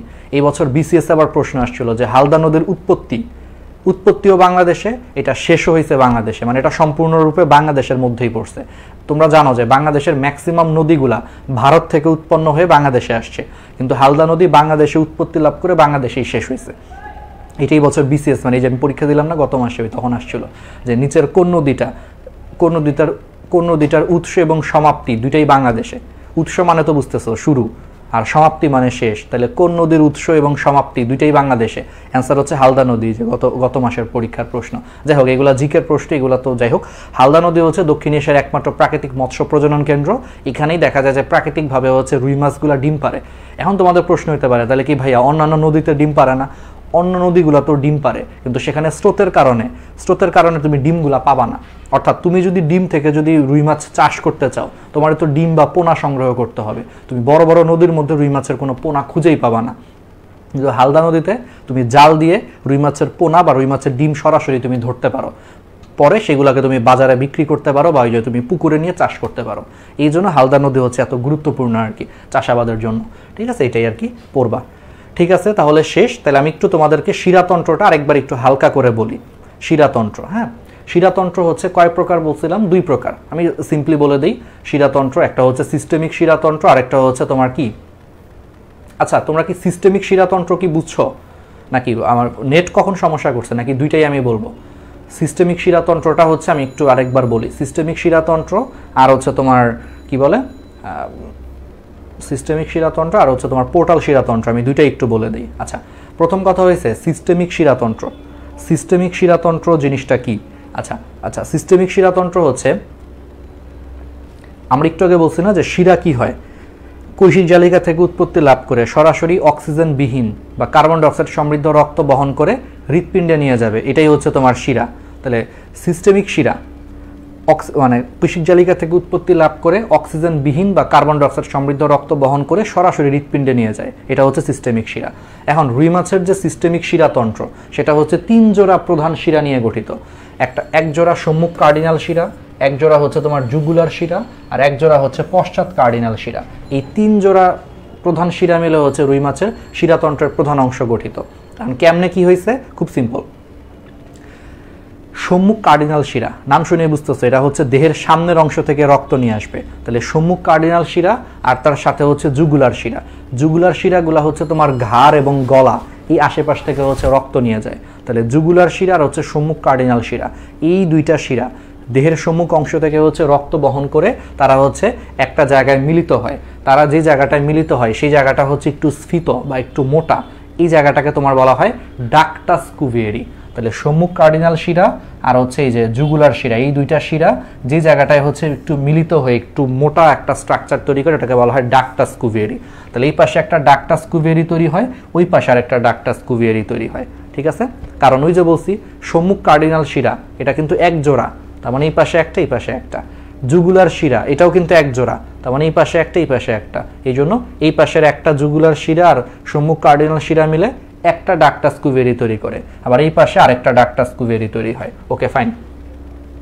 আবার পশ্চাৎ কার্ডিনাল শিরা, নাম শুনে বুঝতেছো, তাহলে পশ্চাৎ কার্ডিনাল শিরা দেহের পশ্চাৎ অংশ থেকে, পশ্চাৎ মানে কি পিছন অংশ থেকে হচ্ছে রক্ত বহন করে তারাও আলটিমেটলি হচ্ছে তোমার ডাক্টাস কুভিয়েরিতে উন্মুক্ত হয়। এখন পশ্চাৎ কার্ডিনাল শিরাও হচ্ছে তোমার দুইটা, মানে এক জোড়া, তাহলে একটা হচ্ছে এক পাশের ডাক্টাস কুভেরিতে উন্মুক্ত হয়, আরেকটা হচ্ছে আরেক পাশের ডাক্টাস কুভেরিতে হচ্ছে উন্মুক্ত হয়। ঠিক আছে, এইটুকু জানলেই হবে। এখন পশ্চাৎ কার্ডিনাল শিরা, এটা হচ্ছে আরও ছোট ছোট কিছু শিরার থেকেও রক্ত নিয়ে আসে। মানে ব্যাপারটা অনেকটা এরকম, ওই যে তোমাদেরকে বুঝাইছিলাম যে ধরো একটা শিরা, সে আলটিমেটলি হচ্ছে হৃৎপিণ্ডে রক্ত নিয়ে যাবে, একটা বড় শিরা। তাহলে দেখা গেছে কিছু ছোট ছোট শিরা আছে যারা সরাসরি হৃৎপিণ্ডে রক্ত না নিয়ে ওরে রক্ত দিলেই তো হয়ে যাচ্ছে। সবারই কি মনে করো হৃৎপিণ্ডে যাওয়া লাগবে এমন কোনো কথা আছে? ধরো তোমার কোনো একটা ফ্রেন্ড কালকে হচ্ছে কলেজে HW জমা দিতে যাবে, তুমি কোনো কারণে অসুস্থ, তুমি তোমার খাতাটা তোমার ফ্রেন্ডকে দিয়ে দিলা, যে বললা কি দোস্ত আমি তো কালকে যাইতে পারবো না, তুই হচ্ছে এই খাতাটা যে ম্যাডামকে দিস বা স্যারকে দিস, HWটা জমা দিস, আমার HWটা। তাহলে তোমার ফ্রেন্ড কি করলো, এরকম 3-4 জনের HW নিয়ে সে একা গেছে স্কুলে, বাকিরা মনে করো তোমরা ওই দিন কেউ যাও নাই। ব্যাপারটা এরকম। তাহলে পশ্চাৎ কার্ডিনাল শিরা হচ্ছে একটা বড় শিরা, তাহলে এই জন্য ছোট ছোট কিছু শিরা আছে যারা পশ্চাৎ কার্ডিনাল শিরার মধ্যে তাদের রক্তগুলা দিয়ে দেয়। ধরো রেনাল শিরা, তারপরে হচ্ছে জেনিটাল শিরা, এগুলা সরাসরি হৃৎপিণ্ডে না যে ওরা ওদের রক্তগুলা পশ্চাৎ কার্ডিনাল শিরাকে দিয়ে দেয়, পরে পশ্চাৎ কার্ডিনাল শিরা হচ্ছে সবার রক্তগুলারে হচ্ছে হৃৎপিণ্ডে নিয়ে যায়। এটাই আর কি কাহিনী। তো এরকম পশ্চাৎ কার্ডিনাল শিরায় হচ্ছে তোমার সেগমেন্টাল শিরা, রেনাল শিরা, জেনিটাল শিরা, এগুলা হচ্ছে রক্ত গ্রহণ করে আর কি ওদের কাছ থেকে। তো বুঝতেই পারতেছো জেনিটাল মানে হচ্ছে জননাঙ্গ, তার মানে এগুলা জননাঙ্গ থেকে রক্ত নিয়ে আসে। রেনাল মানে হচ্ছে কিডনি, তাহলে এগুলো কিডনি থেকে হচ্ছে রক্ত নিয়ে আসে। আর সেগমেন্টাল শিরা হচ্ছে এমন একটা শিরা যেই শিরা হচ্ছে তোমার 3-4টা সেগমেন্টে বিভক্ত হয়। সেগমেন্টের বাংলা হচ্ছে শাখা, অর্থাৎ এটা যদি তোমার ধরো কার্ডিনাল শিরা হয়, সেগমেন্টাল শিরা আসার পরে সে নিজে 3-4টা শাখায় বিভক্ত হয়ে যায়। এই প্রত্যেকটা শাখাকে বলা হয় সেগমেন্ট। তো যেহেতু এই শিরাগুলা অনেকগুলা সেগমেন্ট বা অনেকগুলা শাখায় বিভক্ত থাকে, এই জন্য এই শিরাকে বলা হয় সেগমেন্টাল শিরা। সেগমেন্ট মানে হচ্ছে শাখা, সেখান থেকে শিরার নাম দিচ্ছে হচ্ছে সেগমেন্টাল শিরা। Okay fine. তারপরে সাবক্লেভিয়ান শিরা, সে বক্ষ পাখনা থেকে হচ্ছে রক্ত সংগ্রহ করে ডাক্টাস কুভেরির মাধ্যমে উন্মুক্ত হচ্ছে। আচ্ছা, এখন এই যে দুই পাশের দুইটা ডাক্টাস কুভেরি, তারা কিন্তু পরস্পরের সাথে মিলিত হয়, অর্থাৎ এই ডাক্টাস কুভেরির সাথে হচ্ছে মিলিত হয়ে সাইনাস ভেনোসাস তৈরি করে, যেটা হচ্ছে হৃৎপিণ্ডের একটা উপপ্রকোষ্ঠ। আমরা পড়াইছি হৃৎপিণ্ড পড়ানোর সময়। পরে সেই সাইনাস ভেনোসাস থেকে রক্তগুলা হৃৎপিণ্ডে যায়।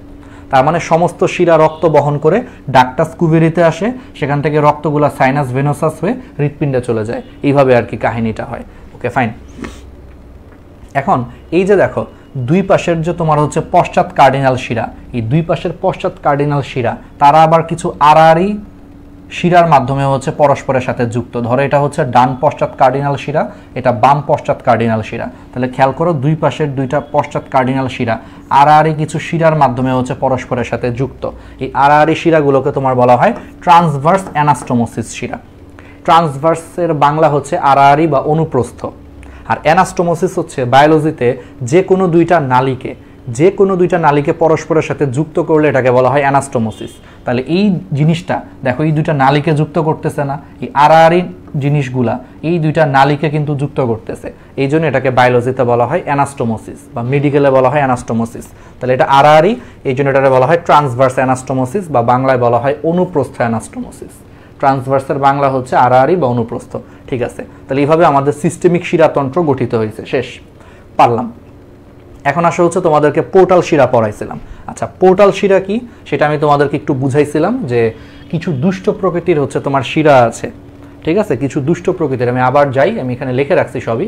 তাহলে কিছু দুষ্ট প্রকৃতির শিরা আছে, কই লিখছি আমি এগুলা, এই যে নর্মাল শিরাগুলা সবসময় কি হয়, নর্মাল শিরাগুলা সবসময় হচ্ছে তোমার কৈশিক জালিকা থেকে সরাসরি হৃৎপিণ্ডে রক্ত নিয়ে যাবে, এটাই হচ্ছে নিয়ম। কিন্তু কিছু দুষ্ট প্রকৃতির শিরা আছে যারা কৈশিক জালিকা থেকে রক্তগুলাকে হচ্ছে সরাসরি হৃৎপিণ্ডে নিয়ে যায় না, হৃৎপিণ্ডে নিয়ে যাওয়ার বদলে তারা প্রথমে হচ্ছে তৃতীয় কোনো অঙ্গে যায়, পরে সেখান থেকে হচ্ছে হৃৎপিণ্ডে যায়। এই শিরাগুলোরে তোমার বলা হয় পোর্টাল শিরা। ঠিক আছে, তাহলে এরকম রুই মাছের হচ্ছে দুইটা পোর্টাল শিরা আছে, এই দুইটা পোর্টাল শিরা মিলে ওদের হচ্ছে তোমার পোর্টাল শিরাতন্ত্র গঠিত হয়েছে। একটা হচ্ছে হ্যাপাটিক পোর্টাল শিরা আর একটা হচ্ছে রেনাল পোর্টাল শিরা। এখন এটা কেমনে আসছে দেখো, রুই মাছের লেজটা কি পিছনের দিকে থাকে না, এই লেজের থেকে একটা শিরা সেটাকে বলা হয় কডাল শিরা। কডাল শব্দের মানে হচ্ছে লেজ। তাহলে রুই মাছের লেজ থেকে একটা শিরা আসছে, সেটাকে বলা হয় কডাল শিরা। কডাল মানে হচ্ছে লেজ। তাহলে এগুলা লেজ থেকে হচ্ছে রক্তগুলা নিয়ে আসতেছে, নিয়ে আসার পর এই কডাল শিরা থেকে হচ্ছে একটা বড় শাখা বের হয়ে গেছে, বের হয়ে সেটা সরাসরি হচ্ছে রক্ত নিয়ে হচ্ছে ফার্স্টে যকৃতে যাচ্ছে।